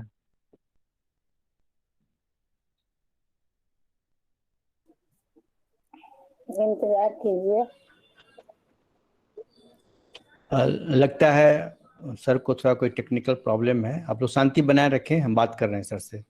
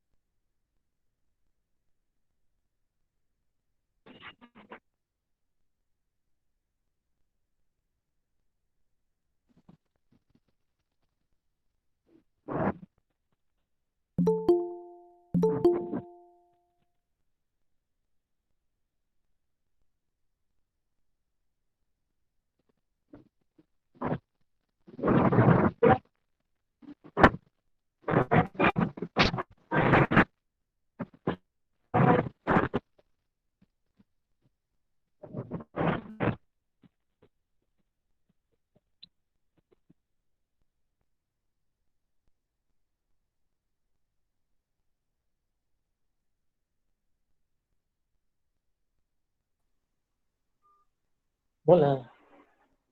हेलो चंद्रानु सर, आप मेरी आवाज जा रही है आपको? जी हाँ सर, अब जुड़ गए हैं। आ गए हैं? हाँ, कंटिन्यू कीजिए, चलिए सर। हेलो जी जी तो सर, कंटिन्यू किया जाए। तो साहित्य, हिंदी साहित्य का जो पत्र है वह प्रथम पत्र इतिहास से संबद्ध है और दूसरा पत्र प्राचीन एवं मध्यकालीन काव्य से संबद्ध है। पहला पत्र जो इतिहास है वह इतिहास, अब हिंदी साहित्य मैंने साहित्य क्या है? साहित्य मूलतः व्यक्ति को व्यक्ति बनाता है, मनुष्य को मनुष्य बनाता है। यह सबसे बड़ा गुण हम साहित्य में देखते हैं। विज्ञान में वह सामर्थ्य नहीं है। सर हैं विज्ञान के साहू सर, लेकिन साहित्यिक चेतना उनमें भी है, ऐसा नहीं है कि साहित्यिक चेतना नहीं है। लेकिन कहने का अर्थ यह है कि एक क्षमता या सामर्थ्य अगर हम कहें तो निश्चित तौर पर वो साहित्य में अधिक है, और उसमें चूंकि संवेदनशीलता होती है, उसमें हृदय पक्ष को रखने की शक्ति ज्यादा होती है। इसलिए अगर मनुष्य को जोड़ने की बात होती है, मनुष्य के कल्याण की बात अगर होती है, तो वहां साहित्य खड़ा होता है। इसलिए साहित्य का जीवन में बड़ा ही महत्व है। वह सिर्फ संवेदनशील ही नहीं बनाता है, बल्कि सही मायने में आदमी बना सकता है, इसकी सामर्थ्य उसमें होती है। और इतिहास की जहां तक बात है, तो इतिहास वह प्राचीन इतिहास हो या फिर मध्यकालीन इतिहास या आदमी, वह इतिहास अलग है, साहित्य का इतिहास अलग है। साहित्य का इतिहास अगर हम कहते हैं तो उसका तात्पर्य होता है कि जो लिटरेचर है, जो साहित्य है हिंदी का, उसका क्या इतिहास रहा है, यही हिंदी साहित्य का इतिहास है। यानी कब से हिंदी साहित्य का आरंभ हुआ, उस आरंभिक दौर में किस प्रकार की भाषा थी, किस प्रकार के विचार थे, किस प्रकार के लेखक या कवि थे, वहां से लेकर अब तक का अध्ययन उस इतिहास में किया जाता है। और हर चीज का इतिहास होता है। उसी प्रकार जैसे हर चीज का इतिहास हो सकता है, तो फिर भाषा का या साहित्य का इतिहास क्यों नहीं होगा? स्वाभाविक है कि हिंदी साहित्य का जो अपना इतिहास है, वह इतिहास काफी पुराना है। और 10वीं शताब्दी से पहले ही, राहुल संकेतायन की बात करें तो वे 7वीं शताब्दी से जोड़ते हैं हिंदी साहित्य को, और कहते हैं कि हिंदी साहित्य का पहला कवि कौन है? तो सरहपाद। तो सरहपाद से लेकर जो 7वीं शताब्दी के माने जाते हैं, उस समय से लेकर अब तक की जो गतिविधि है, साहित्य की गतिविधि, हिंदी साहित्य की गतिविधि, वह इसके अंतर्गत है। तो इतिहास इसका काफी पुराना रहा है, प्राचीन रहा है और काफी समृद्ध भी रहा है। अब यह है कि यह दूसरी बात है कि अब इसका विकास किस भाषा से हुआ, किस भाषा से हिंदी विकसित हुई है। तो सबसे प्राचीन भाषा संस्कृत है, और संस्कृत के बाद पाली का विकास हुआ, पाली के बाद प्राकृत का, प्राकृत के बाद अपभ्रंश का, और उस अपभ्रंश से हिंदी विकसित हुई है। तो हिंदी तक पहुंचने में कई भाषाओं का स्वरूप सामने आया, कई भाषाओं के दौर से इसको गुजरना पड़ा है हिंदी को, तब जाकर आज हिंदी इस रूप में है। भाषा विज्ञान की दृष्टि से इसे विकास की प्रक्रिया कहते हैं।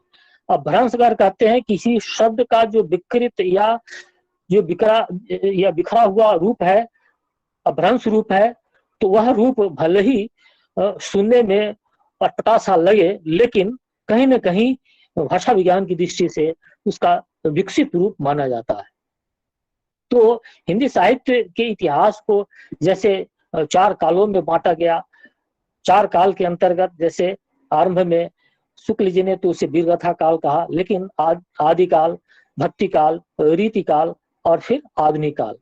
अगर आधुनिक काल से पहले अन्य कालों की चर्चा करें, जिसे अगर आदिकाल कहा गया तो आदिकाल को शुक्ल जी वीर गाथाकाल कहते हैं। शुक्ल जी के समय जो साहित्य उपलब्ध था या जो साहित्य ग्रंथ उपलब्ध थे, उन ग्रंथों के आधार पर आचार्य रामचंद्र शुक्ल ने अपने हिंदी साहित्य के इतिहास में, जिसका प्रकाशन 1929 में हुआ था और जो शब्द सागर की भूमिका के तौर पर वह इतिहास लिखा गया था, उस पर चर्चा करते हुए तो शुक्ल जी ने देखा कि जो ग्रंथ उपलब्ध है उसमें वीरगाथात्मक साहित्य की ही प्रधानता है और शुक्ल जी का जो नामकरण रहा है वह मूलतः प्रवृत्ति परक रहा है। प्रवृत्ति परक मतलब जिस कालखंड में जिस प्रवृत्ति की प्रधानता रही है उस प्रवृत्ति के आधार पर उस कालखंड का नामकरण किया जाता रहा है और प्रवृत्ति परक नामकरण के कारण ही उनकी जो साहित्यिक चेतना है या इतिहास लेखन की जो चेतना है वह चेतना काफी महत्वपूर्ण मानी जाती है। और विधिवत इतिहास लेखन की शुरुआत अगर किसी ने की तो शुक्ल जी ने की, ऐसी अवधारणा विद्वानों के बीच रही है और यह सही भी है। तो कहने का अर्थ यह कि किस प्रकार प्रवृत्ति परक नामकरण किया। बाद के आचार्यों ने, बाद के इतिहासकारों ने देखा कि यह जो वीर गाथाकाल नामकरण किया गया है यह एकांगी है, सिर्फ इस कालखंड में वीर गाथात्मक साहित्य की रचना ही नहीं हुई और जो रचनाएं भी हैं वे दुर्लभ हैं, वे उपलब्ध नहीं है। सिर्फ नाम से हम उस कालखंड को नामकरण से अभिहित नहीं कर सकते, इसके अलावा अन्य प्रवृत्तियां काफी सशक्त हैं, अन्य प्रवृत्तियां काफी मजबूत हैं। तो ऐसी स्थिति में जैसे विद्यापति की रचनाएं उससे पीछे छूट जाती हैं, फिर अमीर खुसरो की जो रचनाएं हैं वे पीछे छूट जाएंगी अगर हम सिर्फ वीर गाथाकाल नामकरण करते हैं। और इसके अलावा जो जैनियों का साहित्य है, सिद्धों का जो साहित्य है, नाथों का जो साहित्य है, ये सारे साहित्य पीछे पड़ जाएंगे।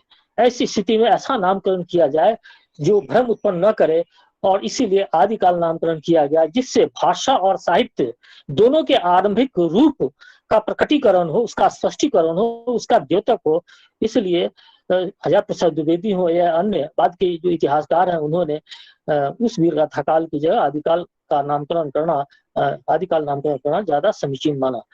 अब यह भक्ति काल की बात करें तो यह सब संक्षेप में अभी बता रहे हैं, विस्तृत रूप में अन्य वर्ग में इसकी चर्चा होगी।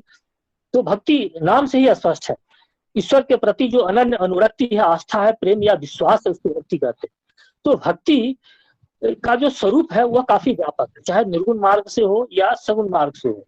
निर्गुण का अर्थ है बिना गुण के और सगुण का अर्थ है गुण के साथ। तो इस सामान्य तौर पर या मोटे तौर पर ईश्वर के साकार रूप को सगुण कहते हैं, लेकिन जो निराकार रूप है ईश्वर का या ब्रह्म का वह निर्गुण है। और कहा गया कि जो सत रज तम ये तीन प्राकृतिक गुण है, इन तीन प्राकृतिक गुणों से हीन होने के कारण निर्गुण है बिना गुण के, और इन तीन प्राकृतिक गुणों से युक्त होने के कारण, संयुक्त होने के कारण वह सगुण है गुण के साथ। इसी प्रकार 6 प्रकार के अप्राकृतिक गुण माने गए, जैसे ज्ञान, शक्ति, ऐश्वर्य, बल, वीर्य और तेज। ये 6 प्रकार के जो अप्राकृतिक गुण है, इन अप्राकृतिक गुणों से युक्त होने के कारण सगुण की संज्ञा दी गई और उससे विहीन होने के कारण निर्गुण की संज्ञा दी गई। तो हम देखते हैं कि शुक्ल जी ने भक्ति काल प्रवृत्ति परक जो नामकरण किया उस, और बाद के विद्वानों ने भी भक्ति काल को भक्ति काल ही स्वीकार किया। उसके पीछे सबसे बड़ा कारण यह है कि एक भक्ति की लहर ही थी, चाहे वह सगुण के माध्यम से हो या निर्गुण के माध्यम से हो। जो लहर पैदा हुई थी उस लहर के कारण, उस सगुण के माध्यम से भक्ति हो या निर्गुण के माध्यम से भक्ति हो, चाहे कबीरदास हो, जायसी हो या सूर हो या तुलसी हो या मीरा हो, सबने ईश्वर की भक्ति की है, ईश्वर की आराधना की है और समर्पण का भाव हम देखते हैं इन भक्तिकालीन कवियों में। जैसे गीता में कहा गया कि सर्व धर्मान प्रत्यज्य मामकं शरणं व्रज, सब कुछ को त्याग कर अपने आप को उस प्रभु पर समर्पित करना। कि हमारे हृदय में कोई इच्छा नहीं, कोई कामना नहीं है। आज का मानव क्या है, बिना इच्छा और कामना के भक्ति करता ही नहीं है। लेकिन उस समय भक्तिकालीन कवियों की स्थिति ऐसी थी कि कोई इच्छा कोई कामना नहीं है, कामना रहित होकर ईश्वर के प्रति जो निवेदन का जो भाव था वह भाव अपने आप में कितना महत्वपूर्ण था। यही समर्पण है, यही सच्ची भक्ति है। और सबसे बड़ी बात यह है कि आदिकाल में हम देखते हैं कि सारे के सारे कवि चारण थे, दरबारी थे, लेकिन भक्ति काल का लगभग एक भी कवि, बात की बात अलग है, वह दरबारी नहीं है। और दरबारी नहीं है तो स्वाभाविक है कि वो समझता है कि ईश्वर की किसी व्यक्ति की जो हम आराधना करेंगे, किसी व्यक्ति की जो प्रशंसा करेंगे, चाहे झूठी हो चाहे जो, तो उससे बेहतर है कि हम उस ईश्वर की प्रार्थना, उस ईश्वर की आराधना, उसकी प्रशंसा क्यों नहीं करें, जिससे हमारा इहलोक और परलोक एक साथ सार्थक हो जाए। यही कारण है कि भक्ति जो नामकरण है भक्ति काल का, वह अपने आप में काफी सार्थक है, काफी महत्वपूर्ण है। रीति काल की बात करें तो रीति का अर्थ है परंपरा, परिपाटी, लीक। यह लीक कहाँ से आई? यह संस्कृत साहित्य से लीक आई है। कहने का अर्थ यह कि रीति काल में जो कवि हुए और जो आचार्य हुए, तीन तरह के हैं, रीतिबद्ध, रीति सिद्ध और रीति मुक्त। आप सभी जानते होंगे। तो रीतिबद्ध ऐसे कवियों को कहा गया जिन्होंने कविता की रचना के साथ साथ लक्षण ग्रंथों का निर्माण किया, और ऐसे कवि भी हुए रीति सिद्ध जिन्होंने लक्षण ग्रंथों का निर्माण तो नहीं किया किंतु उन लक्षण ग्रंथों को ध्यान में रखकर कविता की रचना की। ऐसे कवियों को रीति सिद्ध कहा गया। और तीसरी कोटि में ऐसे कवि आए जिन्होंने न तो लक्षण ग्रंथों का निर्माण किया और न लक्षण ग्रंथों को ध्यान में रखकर कविता की रचना की। ऐसे कवियों को रीति मुक्त कहा गया। तो यह जो रीति की जो परंपरा है, यह रीति जो है, जो परंपरा है या जो लीक है, यह जो परिपाटी है, वह संस्कृत साहित्य में है, जहाँ रस संप्रदाय, अलंकार संप्रदाय, ध्वनि संप्रदाय, वक्रोक्ति संप्रदाय या गुण का विवेचन हुआ, नायिका भेद का विवेचन हुआ, यह विवेचन हम देखते हैं।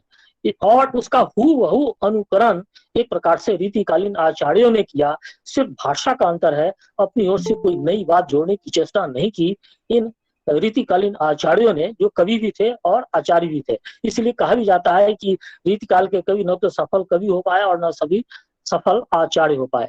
यह हम देखते हैं। अब आगे इसी संक्षेप में अगर हम बात करें आधुनिक काल की, तो आधुनिक काल में जो उन्होंने, शुक्ल जी ने नामकरण गद्य काल किया, बात सही भी है, क्योंकि उन्होंने नामकरण किया प्रवृत्ति परक, तो कविता की अपेक्षा गद्य की रचना अधिक हुई। इसलिए अपनी दृष्टि में या अपनी दृष्टि से कहें कि उन्होंने आधुनिक काल का नामकरण गद्य काल किया।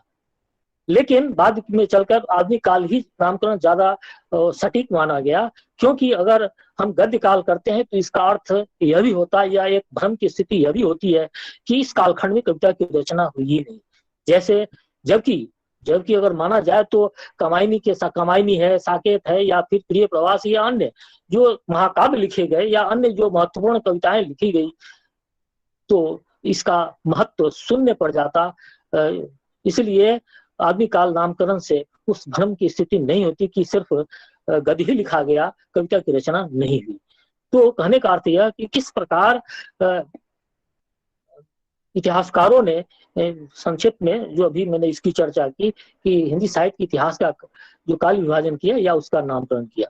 दूसरा, जो चूंकि क्लास का ही मूल था परिचयात्मक, इसलिए हम परिचय भी दे रहे हैं। और दूसरा जो पत्र है वह विद्यापति की जो पदावली है, जिसका संपादन रामवृक्ष वेणीपुरी ने किया, वही पुस्तक पाठ्यक्रम में है और कुछ पद उनके पढ़ने हैं। विद्यापति किस प्रकार लोक संस्कृति से संपृक्त थे और किस प्रकार आदि संधि काल के कवि माने जाते हैं। और विद्यापति के बारे में तो यह भी कहा जाता है कि वह तो श्रृंगारिक कवि थे या फिर भक्त कवि थे। बाद में यह चिंतन सामने आया कि वे श्रृंगारिक भी थे और भक्त कवि भी थे। यह समय की बात है। युवावस्था के क्षणों में उन्होंने श्रृंगार परक कविताओं की रचना की होगी, और युवा अवस्था के पश्चात जब वृद्धा अवस्था को प्राप्त किया होगा उन्होंने, तो जीवन के प्रति जो दृष्टि है, जीवन की जो सही समझ है, जीवन वास्तव में क्या है, जब इसका उन्होंने गहराई से अवलोकन किया होगा, गहराई से उसका साक्षात्कार किया होगा, तो यह अनुभूति उन्हें निश्चित तौर पर मिली होगी कि सब कुछ व्यर्थ है। तो ऐसी स्थिति में वो जीवन के अंतिम क्षणों में निश्चित तौर पर उनका झुकाव, उनका आकर्षण की प्रतिबद्धता भक्ति के प्रति रही, जहां उन्होंने शिव की ही भक्ति नहीं की, दुर्गा की ही भक्ति नहीं की, बल्कि कृष्ण की भी भक्ति है, गंगा के प्रति भी भक्ति की है। और जो सामान्य हिंदू जन की भांति उन्होंने अनेक देवी देवताओं की स्तुति की है और उनका स्मरण किया है। यह हम देखते हैं। उसी प्रकार कबीर की बात लें, कबीर अपने आप में काफी क्रांतिकारी कवि रहे हैं। कबीर वचनावली, अयोध्या सिंह उपाध्याय हरिऔध द्वारा संपादित है कबीर वचनावली, जिसमें नाम परिचय 2-3 ही साखी का स्वरूप है। कबीर के दोहों को साखी कहा गया। तो साखी क्यों कहा गया, इसको भी थोड़ी चर्चा इस पर कर दें। तो साखी का अर्थ है साक्षी यानी प्रमाण। कबीर जो कुछ कहते हैं उसे दो बातें हैं, एक तो उदाहरण के द्वारा प्रमाणित करते हैं और दूसरी बात यह साक्ष्य यानी अक्ष माने आंख, जिसे अपनी आंखों से देखा, जिसको प्रत्यक्ष कहते हैं। तो साक्षी का ही अभ्रंश रूप है साखी। तो जो कुछ कबीर ने अपनी आंखों से देखा उसे ही सत्य माना और उसे ही अपनी लेखनी के द्वारा बांधने की चेष्टा की। यह हम देखते हैं कि किस प्रकार तो कहा भी करते थे कबीर कि तू कहता है कागज की लेखी, मैं कहता हूँ आंखें देखी। मैं वह कहता हूँ जिसे मैंने अपनी आंखों से देखा है, तुम वह कहते हो जिसे तुमने किताबों में देखा है या तो किताबों में लिखा हुआ है। इसलिए कबीर ने सदा कानों पर विश्वास नहीं किया, कभी नहीं किया, बल्कि आंखों पर ही सदा विश्वास किया। तो कबीर की जो चेतना है वह चेतना किस प्रकार उसमें नाम गुरु फिर रूप इस रूप में है, वो शीर्षक उसमें बना हुआ है। फिर कबीर के बाद हम गोस्वामी तुलसीदास जो उनकी कीर्ति है, जैसे रामचरितमानस में कई कांड हैं और पहला कांड है बाल कांड, और बाल कांड का जो आरंभिक है उसी से संबद्ध है, उसी से कुछ चौपाइयां और कुछ दोहे पठनीय है, पाठ्यक्रम में संकलित है। तो वो भी काफी प्रेरक है। उसके बाद हम देखते हैं कि किस प्रकार ब्रजभाषा का जो संग्रह है स्वर्ण मंजूषा, वो मोटी किताब है, तो स्वर्ण मंजूषा में वह है मूलतः ब्रजभाषा काव्य संग्रह, तो ब्रजभाषा की कविताओं का ही संकलन है।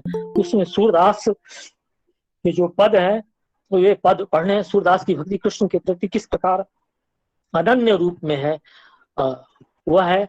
फिर बिहारी के जो दोहे हैं काफी प्रसिद्ध हैं, काफी चर्चित हैं। जब बिहारी के दोहे को कहा गया कि सतसैया के दोहरे अरु नावे के तीर, देखन में छोटन लगे घाव करे गंभीर, यानी वो जो क्षमता है उस दोहे की, जो सामर्थ्य है, जो अर्थ वैभव है, जो अर्थ गौरव उसमें निहित है, उसकी ओर आलोचकों ने या विद्वानों ने संकेत किया कि यह छोटा छंद है, इसके बावजूद यह काफी महत्वपूर्ण छंद है, यह इसे याद करना भी सहज होता है। और इसमें भावों की अभिव्यक्ति बिहारी ने की है, जिसमें नीति के साथ साथ श्रृंगार और प्रकृति का भी संयोग है, वो अपने आप में काफी महत्वपूर्ण है। तो इस प्रकार हम समझते हैं कि इसके बाद चूंकि समय कम है, चर्चा तो अधिक होती है और विस्तार से होती, लेकिन समय के अनुसार अब मैं समझता हूँ कि दूसरा जो वर्ग है उमेश शर्मा सर लेंगे। उमेश उत्पल सर, उमेश है ना, प्रोफेसर उमेश कुमार उत्पल, जो बहरी कॉलेज में हैं और जिनकी चर्चा पहले हो चुकी है कि काफी विद्वान हैं, काफी सजग और प्रतिबद्ध रचना कलाकार हैं। तो आवाज पहुंच रही है Umesh sir? Umesh Utpal sir, hello.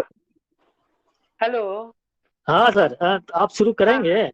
आवाज आई आवाज? हाँ हाँ आ गई ना? हाँ, तो हाँ थोड़ा आप दी जाए तो आधा घंटा मतलब जो तो हम आप ही का समय ले लेंगे तो ठीक है ना? ठीक है, ठीक। अच्छा ठीक है। वर्ग में उपस्थित होने वाले और जो भी इस लिंक से जुड़े हुए हैं, सभी को मेरा यथा योग्य अभिवादन। मुझे आज सूरदास के विषय में, उनके पद के विषय में कहा गया है और मैं वीडियो उनके hello sir, please video on कीजिए, जरा सर्कल वो लेक्चर इंटरेक्टिव। हाँ, तो सूर के संबंध में मुझे बताने के लिए, कुछ उस पर प्रकाश डालने के लिए कहा गया है। और वर्ग का यह सत्र है। तो सबसे पहले मैं हिंदी साहित्य का, अभी राजेंद्र सर जी हिंदी साहित्य के इतिहास पर चर्चा कर रहे थे और नर्सरी से बहुत अच्छी तरह से किया है। मैं आज सूरदास के संबंध में आपको बताना चाहूंगा। उनके पद के संबंध में 4-5 पद है पर प्रारंभ के, उनके संबंध में मैं बताऊंगा। सूरदास हिंदी साहित्य के भक्ति काल के अंतर्गत जो दो धाराएं प्रचलित रही है, राम भक्ति शाखा और कृष्ण भक्ति शाखा। तो कृष्ण भक्ति शाखा के विद्वान कवि के रूप में उपस्थित हुए हैं। हिंदी साहित्य में सूर्य को सूर्य की उपाधि दी गई है। कहा भी गया है, एक पद है, सूर्य सूर्य तुलसी शशि उडगण केशव दास, अब के कवि ज्योत सम जहाँ तहाँ करत प्रकाश। तो सूरदास जी को सूर्य की उपाधि दी गई है। इससे स्पष्ट हो जाता है, क्योंकि संक्षेप में मैं अभी उनके बारे में सर क्या बता रहा उपाधि हूँ। दी गई है? सूर्य की, अभी बीच में प्रश्न न करके बाद में सूर्य की उपाधि दी गई है। सूर्य सूर्य तुलसी शशि, ऐसा कहा गया। सूरदास जी को सूर्य कहा गया, तुलसीदास जी को शशि की उपाधि, चंद्रमा की उपाधि दी गई है। सूरदास जी के लगभग 25 ग्रंथों की चर्चा हुई है।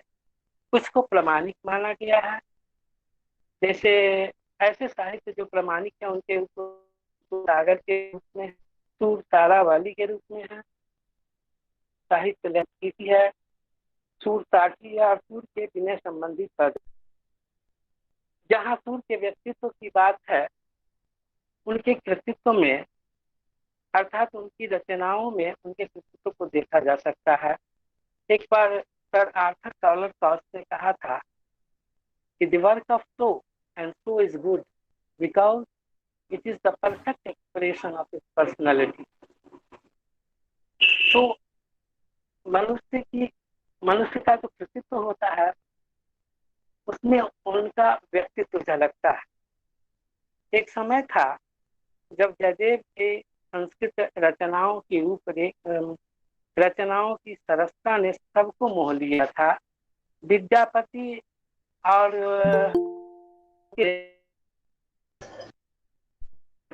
संबंधी पदों ने सबका मन मोह लिया। मैं यहाँ आचार्य शुक्ल के उन अवतरणों का उल्लेख करना चाहूंगा जो साहित्यिक भावधारा का एक सुंदर उदाहरण भी है। उन्होंने लिखा है कि देव की देवानी की स्निग्ध पीयूष धारा जो काल की कठोरता में दब गई थी, अवकाश पाते ही लोकभाषा की सरलता में परिणत होकर मिथिला की अमराइयों में विद्यापति के कोप से प्रकट हुई और आगे चलकर ब्रज के करील कुंजों के बीच पहले मुरझाए मनों को खींचने लगी। आचार्यों की छाप लगी हुई 8 वीणाएं श्री कृष्ण की प्रेम लीला का कीर्तन करने उठी, जिसने सबसे ऊंची सुरीली और मधुर झंकार अंधे कवि सूरदास की वीणा की थी। तो रामचंद्र शुक्ल जी ने ऐसा उद्गार उनके प्रति किया, उद्गार व्यक्त किया। हम आगे चलते हैं। वल्लभाचार्य के संपर्क में जब सूरदास जी आए तो उनके द्वारा स्थापित जो पुष्टि संप्रदाय है, पुष्टि संप्रदाय के कवि के रूप में सूरदास जी का भी, सूरदास जी वहाँ पुष्टि संप्रदाय में बहुत सारे कवि उस समय थे जब वल्लभाचार्य थे, लेकिन उनके पुत्र विठलनाथ ने पुष्टि संप्रदाय के प्रमुख 8 कवियों की एक मंडली बनाई थी, जिसे अष्टछाप के नाम से जाना जाता है। अष्टछाप में सूरदास जी प्रमुख स्थान पर आसीन है। आपकी जिज्ञासा होगी कि ये 8 कवि कौन कौन थे, क्योंकि इन 8 कवियों का कृष्ण भक्ति से संबंधित अपना अपना रचना संसार है। उनके नाम है कुंभन दास, सूरदास, परमानंद दास, कृष्णदास, गोविंद दास, गोविंद स्वामी दास, चित्त स्वामी और चतुर्भुज दास। ये 8 कवि श्री कृष्ण के अनन्य भक्त, प्रतिभाशाली कवि, उच्च कोटि के गायक और श्रेष्ठ संगीतज्ञ थे। उनके साहित्य के रूप की प्रमुखता के कारण ही इन्हें सिद्धि मिली थी। सूरदास की साहित्यिक उपलब्धियों को देखते हुए नाभादास जी ने अपने भक्ति मार्ग नामक ग्रंथ में लिखा था कि उक्ति ओज अनुप्रास वरण स्थिति अति भारी वचन प्रीति निर्वाह अर्थ अद्भुत दुख भारी हृदय हरि लीला भाषी जन्म कर्म गुण रूप राग रचना प्रकाशी विमल बुद्धि गुण और को जो वह गुण प्रवर्णनी करके सूर्य कवित्व सुन जो सिद्धार्थ। इस प्रकार से सूर्य की महत्ता स्पष्ट हुई है। सूरदास ने भक्ति भावना के साथ साथ वात्सल्य और श्रृंगारिक भावनाओं को भी व्यक्त किया है जो अच्छा सुंदर है। जब हम भक्ति की करते हैं तो भागवत पुराण की भी चर्चा करते हैं क्योंकि भक्ति के स्वरूप को उसमें स्पष्ट किया गया है। भागवत पुराण में भक्ति के 9 प्रकार के विधान बताए गए। मैं भक्ति की चर्चा इसलिए कर रहा हूँ कि जो शुरू के पद हैं सूरदास जी के वो भक्ति से ही संबंधित है, इसलिए इसकी चर्चा आवश्यक है। तो भागवत पुराण में बताया गया श्रवणं कीर्तनं विष्णु स्मरणं पाद सेवनम अर्चनं वंदनं दास्यं सत्यं आत्मनिवेदन। स्वर्ण मंजूषा के अंतर्गत प्रारंभिक पदों में भक्ति भावना ही दर्शाई गया। कि भक्ति के संबंध में भी थोड़ी चर्चा आवश्यक। साधारण क्या हमारे साहित्यिक ग्रंथों में 5 प्रकार की भक्ति का स्वरूप है। जैसे पूज्य पूजक भाव, वात्सल्य भाव, माधुर्य भाव, दास्य भाव, शक्य भाव, 5 ही है। मैं समझता हूँ सर आप सूरदास आवाज सही से नहीं आ रही है। हेलो। हाँ हाँ जी सर, आपकी आवाज साफ साफ नहीं आ रही है। कट कट आवाज आती है सर। हेलो। हाँ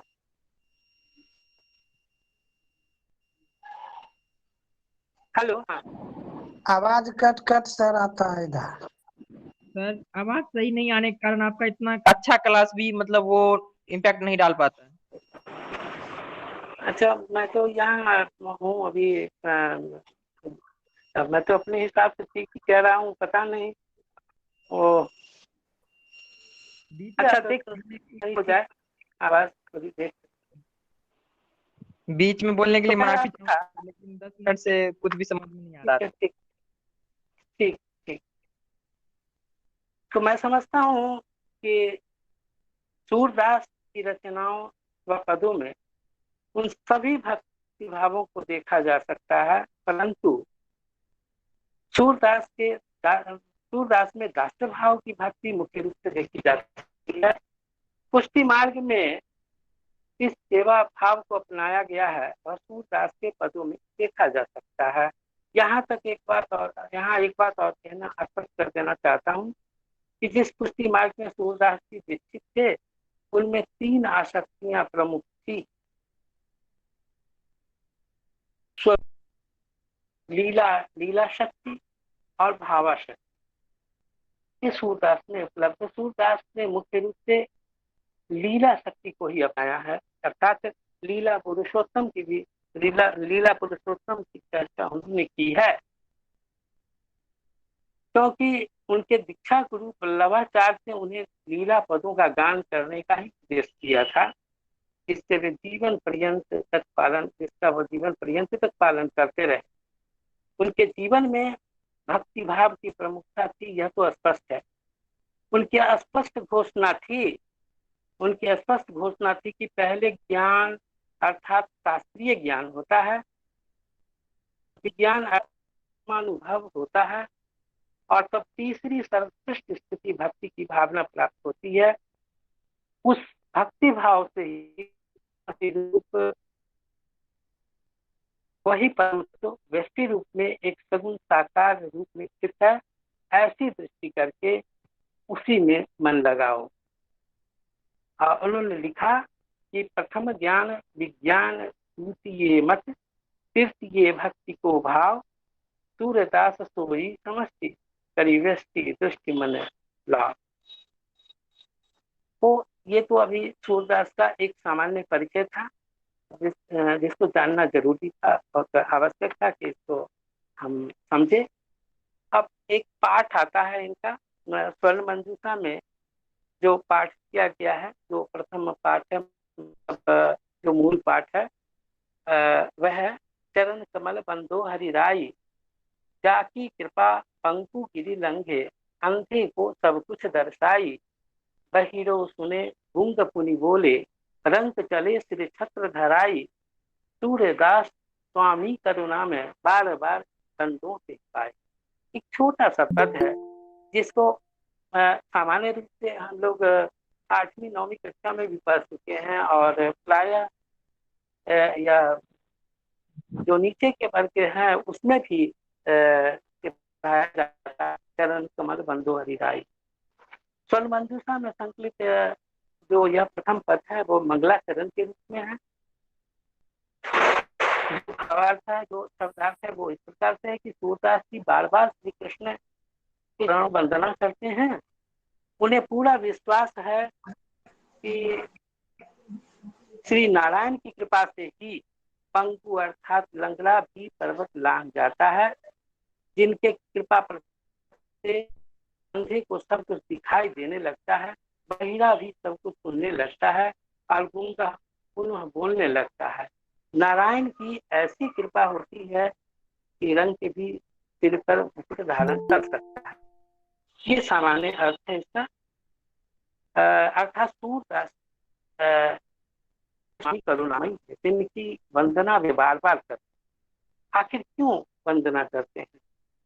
कहीं ना कहीं कारण है, और इसको अन्य पदों में भी तर्क द्वारा उन्होंने साबित किया है। एक पद में उन्होंने कहा है कि बंदो चरण सरोज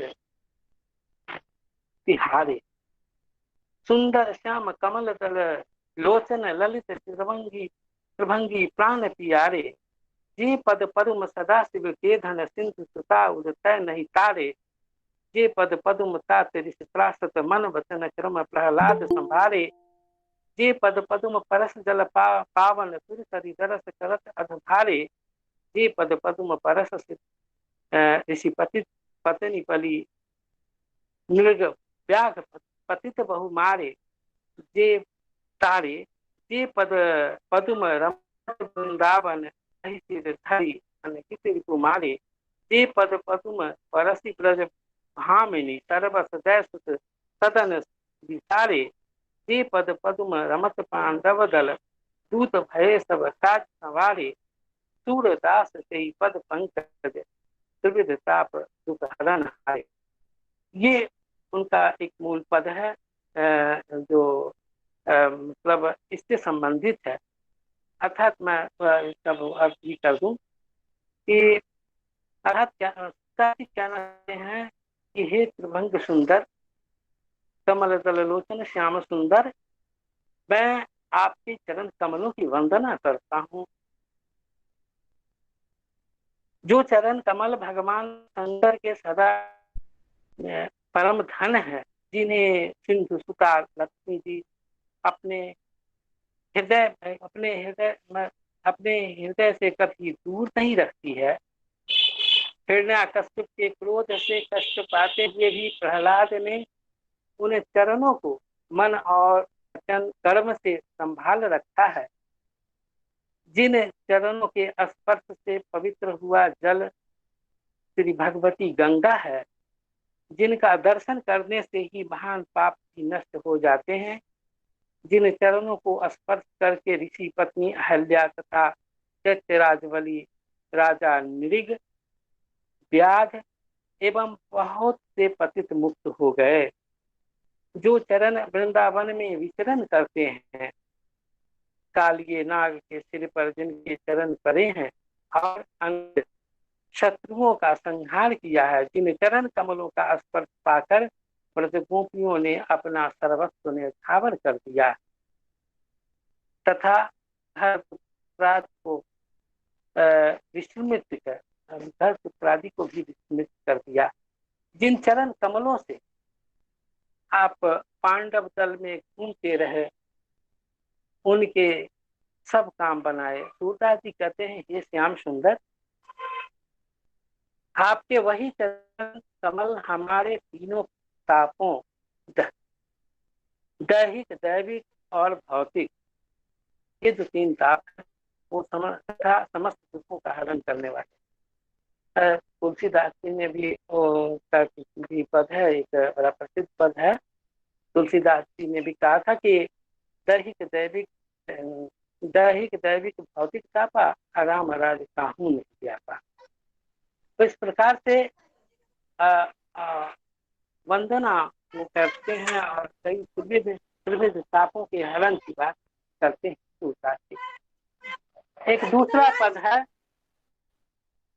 दूसरा पद है,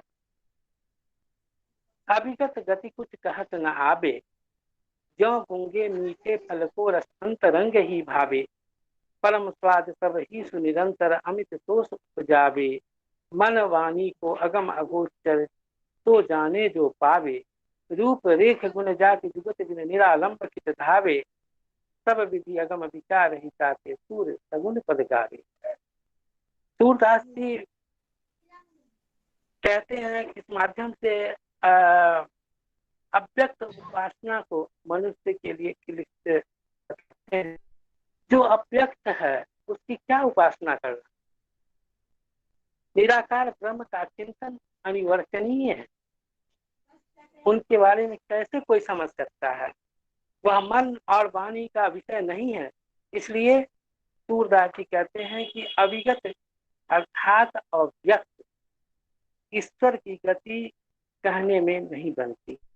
जैसे किसी गूंगे को मिठाई खिला दी जाए ना, जो फल को रस अंतरंग ही भावे, जैसे किसी गूंगे को अगर मिठाई खिला दी जाए और उससे उसका स्वाद पूछा जाए तो वह मिठाई का स्वाद नहीं बता सकता।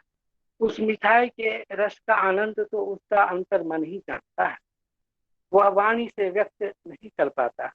यहाँ अनिवर्चनीयता की स्थिति है। सब कुछ वचन मतलब कुछ बोल नहीं सकता है, कुछ प्रीसित नहीं कर सकता है। यह परम सुस्वादु है और सबको सदैव अमित संतुष्टि प्रदान करने वाला है, मगर यह मन और वाणी से गम्य नहीं, मन और वाणी से इसको समझा नहीं जा सकता और न गोचर। सूरदास जी कहते हैं इससे अव्यक्त ब्रह्म की कोई रूपरेखा नहीं होती। रूप रेख गुण जाति जुगत बिन निरालंब चित धावे, है ना। यह गुण रहित अर्थात निर्गुण, इसकी कोई जाति नहीं है। ऐसे अव्यक्त ईश्वर स्त्री या पुरुष है पता नहीं, क्या है नहीं समझ में आएगा। इसीलिए उन्होंने इसे अव्यक्त कहा है, निर्गुण कहा है। इसलिए मन वहां स्थिर नहीं हो सकता। सूरदास जी ने सब विधि से विचार कर देख लिया कि ईश्वर के सगुण रूप की आराधना है और उचित। सूरदास जी ने कई पदों में सगुण उपासना को प्रमुख माना है। उद्धव गोपियों के प्रसंग में सूर ने लिखा है, निर्गुण कौन देश को वासी, निर्गुण कौन देश को वासी, मधुकर हंसी समझाए सौहले बूझति कांच न हास। उद्धव जब गोपियां पर योग या ज्ञान क्या जादू चलाना चाहते हैं, परंतु गोपियां का आत्मविश्वास नहीं दिख पाता है। गोपियां कहती है, उद्धव मन तो एक ही आही, मन तो एक ही है, सो तो हरि संग सिधारे योग सिखावता ही। वो तो हरि के संग चला गया, आपको कौन सा योग तुम मुझे सिखा रहे हो? उद्धव कहते। गोपियों में विरह की सात्विकता दृष्टिगोचर हो रही है। विरह की स्थिति में उद्धव के किसी ज्ञान और योग का प्रभाव नहीं पड़ सकता। वह तो मनसा वाचा कर्मणा अपने प्रिय श्री कृष्ण पर निष्ठापन हो गई है। गोपियां भौतिक कामनाओं से परे कृष्ण की अनंत भक्ति, अनन्य प्रेम भावना, अनन्य रूप, माधुरी का पान करती हुई सात्विकता एवं पवित्रता से परिपूर्ण है। कृष्ण के प्रति अपनी अनन्य प्रेम भावना को प्रकट करती हुई उद्धव करती है। उद्धव मन नाही दस्ती, एक हुतु सो गयो श्याम संग को आराधी। भई अति शिथिल सवय माधव बिनु, यथा देह बिनु शीश। श्वासा अटकी रही, आशा लगी कोटि पर। इस तरह सूरदास ने सगुण उपासना को उचित माना है। इस पद में सगुण उपासना की महत्ता को ही स्पष्ट किया गया है, क्योंकि भक्त के साथ ईश्वर का साक्षात्कार इस माध्यम से हो सकता है। एक तीसरा पद है सूरदास का, वो है शरण गए को कौन उबारियो। जब जब हरी परी भीड़ परी, जब जब भीड़ परी संतन को छत्र सुदर्शन सह संभारियो। भयो प्रसाद जू अम्बरीश को, दुर्वासा को क्रोध निवारियो। ग्वालिन हेतु धरयो गोवर्धन, सकल इंद्र को अल्प प्रहारियो। कृपा करी प्रहलाद भक्त पर, खम्भ फाड़ी हिरणाकुश मारियो। नरहरि रूप धरयो करुणा कर, चिनक मही उर नखनि विदारियो। ग्राह गसत नाम लेत बाको दुखतारियो। सूर्य श्याम बिनु आरस को कर, और करे को रंग भूमि में संस्कृत। ये इसमें भी वो अर्थ स्पष्ट है। उसमें कह रहे हैं कि किस प्रकार से भक्त पर कृपा करते हैं भगवान, ये यहाँ स्पष्ट किया गया है। तब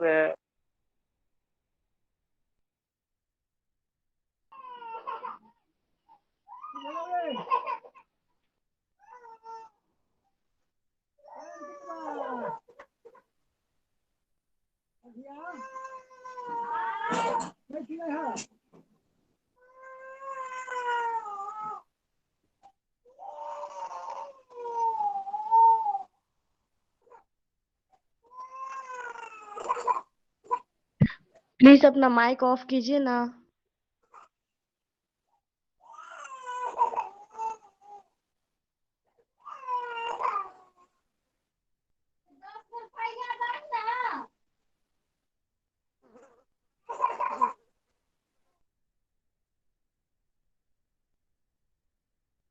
इस पद के माध्यम से कवि ने नारायण की उदारता को दर्शाया है।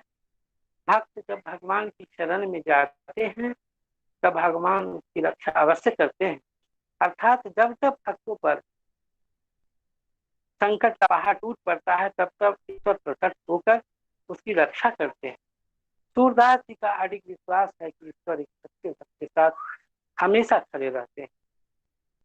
इस पद में राजा अम्बरीश की चर्चा की गई है। राजा अम्बरीश था दुर्वासा। इस प्रसंग को थोड़ा स्पष्ट कर देना चाहता हूँ कि एक बार दुर्वासा को भ्रम हुआ कि राजा अम्बरीश ने उनके आए बिना व्रत तोड़कर उनका अपमान किया है। कोई आयोजन था जिसमें दुर्वासा को आना था और उन्हें आने में देर हुई तो सारे लोग केवल जल ग्रहण कर खड़े थे। लेकिन उनको लगा दुर्वासा को कि इन्होंने मेरा अपमान किया है। ऋषि दुर्वासा तुरंत क्रोधित हो गए। उन्होंने अपनी जटा से निकाल धरती पर पटक दिया और शिष्या नाम की एक राक्षसी पैदा हो गई। उससे अम्बरीश का जीवन लीला समाप्त, उसने अम्बरीश से कहा, अम्बरीश की जीवन लीला समाप्त करने को कहा। उसी समय भगवान के परम भक्त अम्बरीश ने अपने राज्य का ध्यान किया। नारायण से उपस्थित होकर सुदर्शन चक्र से उस राक्षसी का वध कर दिया। इस प्रकार राजा अम्बरीश की रक्षा हुई। सुदर्शन चक्र से बचने के लिए दुर्वासा जी को वहां से भागना पड़ा।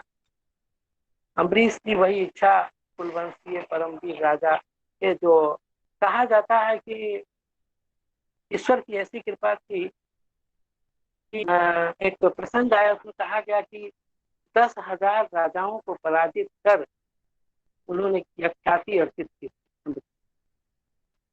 विष्णु ने उनकी मदद की, ईश्वर ने उनकी मदद की। दूसरी पंक्ति में कहा गया ग्वालों के हित के लिए श्री कृष्ण ने गोवर्धन के पर्वत को उठाया। अब ये सभी जानते हैं कि गोवर्धन पर्वत उन्होंने धारण किया था अपनी उंगलियों पर, इससे इंद्र का गर्भ यह श्री कृष्ण के आस्था के प्रति रखने वाले जो थे वो मतलब उन्होंने किया था। इस पद में भक्त प्रहलाद, अगली पंक्ति में भक्त प्रहलाद की चर्चा हुई है। अपने भक्त की रक्षा के लिए खंभा फाड़कर श्री नारायण नरसिंह रूप में अवतार होते हैं और घृणा सबसे शपथ करते हैं। दूसरी एक अलग कथा आई है इसमें, मतलब किस प्रकार से कथाओं के माध्यम से सूरदास जी ने यहाँ समझाया कि भक्त पर उनके नारायण की कृपा कैसे होती। एक समय जय और विजय वो मतलब दो भक्त थे ईश्वर के, और स्थापित होकर दोनों एक मतलब स्थापित होकर गज और ग्राह के रूप में पृथ्वी पर अवतरित होते। एक दिन गंडक नदी में कोनहारा के तट पर जब गज पानी पीने आया तो ग्राह ने उसे पकड़ लिया। अपने सुदर्शन चक्र से श्री नारायण ने ग्राह को मारकर गज की प्राण रक्षा की।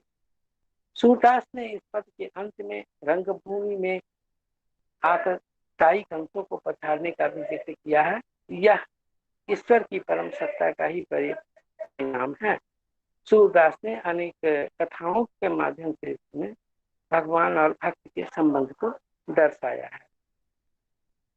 एक चौथा पद है, विदिति सुनो दीन की चित्तदय कैसे तुम गुण गावे, माया नति लपटी कर इन्हें कोटि के नाच नचावे, दर दर लोभ लागी दर दर लोभ लागी ये डोलती नागा नाना संग बनावे, तुम तो कपट करावत प्रभुजु मेरी बुद्धि धर्मावे, मन अभिलाष तरंग निकरी करी मिथ्या निका जगावे, सोबत सपने में ज्यों संपत्ति क्यों दिखाई दौड़ावे, महामोहिनी मोही मोहियामा परमा अपरमा गही लगावे, ज्यों दूती पर मधुभूर क्या लय करो पर पुरुष दिखावे, मेरे तो तुम पति तुम्हें गति तुम समान को पावे, सूर्यदास प्रभु तुम्हें ही कृपा बिनु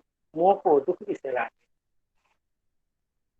यहाँ सूर्य ने माया के वशीभूत मन की चर्चा की है। सूरदास ने नारायण से विनती की है कि हे प्रभु तुम मुझ दीन की विनती मन लगाकर सुनो, क्योंकि तुम्हारी माया के कारण चाहते हुए भी मैं तुम्हारा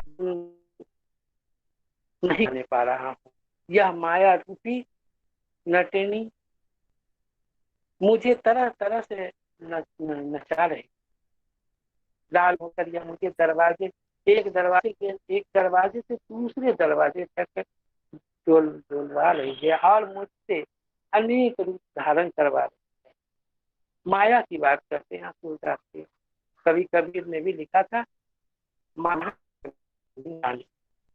तो माया सबको ऐसा मोह के रख लेती है कि वह भक्ति भी नहीं कर पाते हैं। सूरदास जी ने इस बात का अनुभव किया था, इसलिए वो माया की बात करते हैं। वह बार बार कहते हैं कि हे प्रभु यह मुझसे तुम्हारे प्रति कब का आचार करवाती है। यह माया मेरे मन में अभिलाषाओं की जल तरंगे उठाती है और टूट सारी रात देर बूंद में जगाती है। यह स्वप्न में प्राप्त संपत्ति तो बत सपन में जो संपत्ति क्यों दिखाई दे रहा है। सपने में भी सोते हुए वो संपत्ति दिखलाती है ताकि मैं भरमा जाऊं। यह महामोहिनी यह आत्मा को मोहित करके इसे कुमार्ग में लगा देती है। ठीक उसी प्रकार जिस प्रकार कोई कुटनी दूसरे की स्त्री को फुसलाकर दूसरे पुरुष से मिला देती है, इसी तरह की माया की प्रवृत्ति होती है।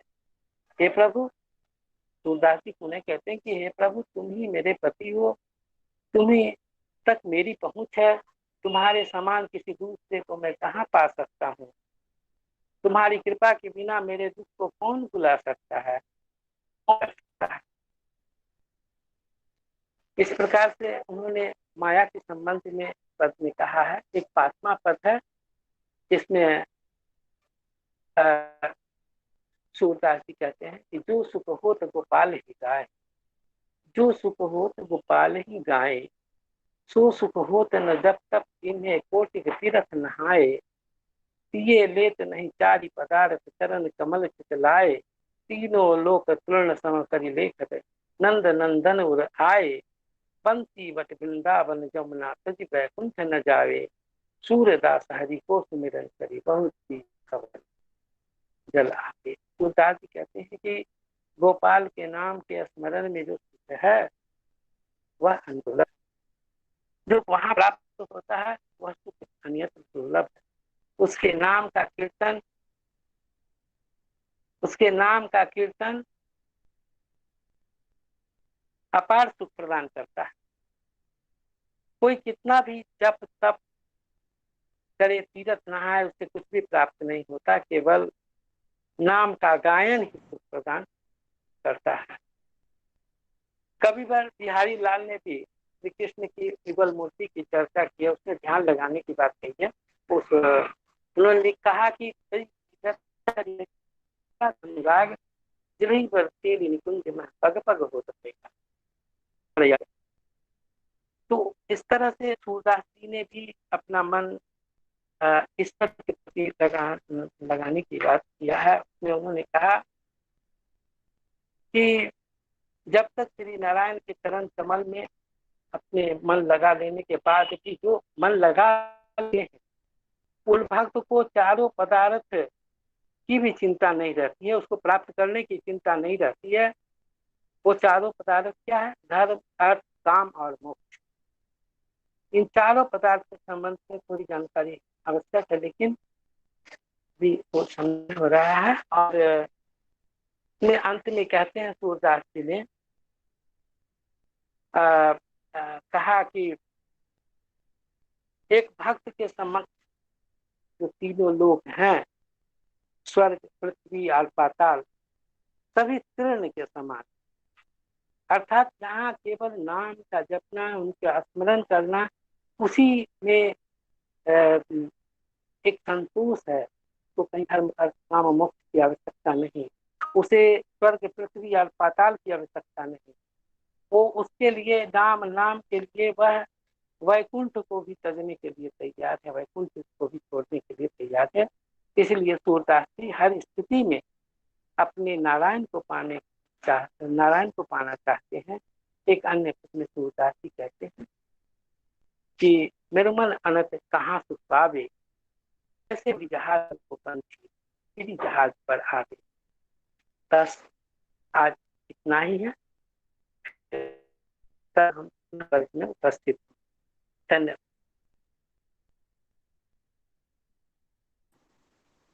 ठीक है सर, बहुत बहुत धन्यवाद सर। हेलो, बंद हो गया? बंद कर दिया।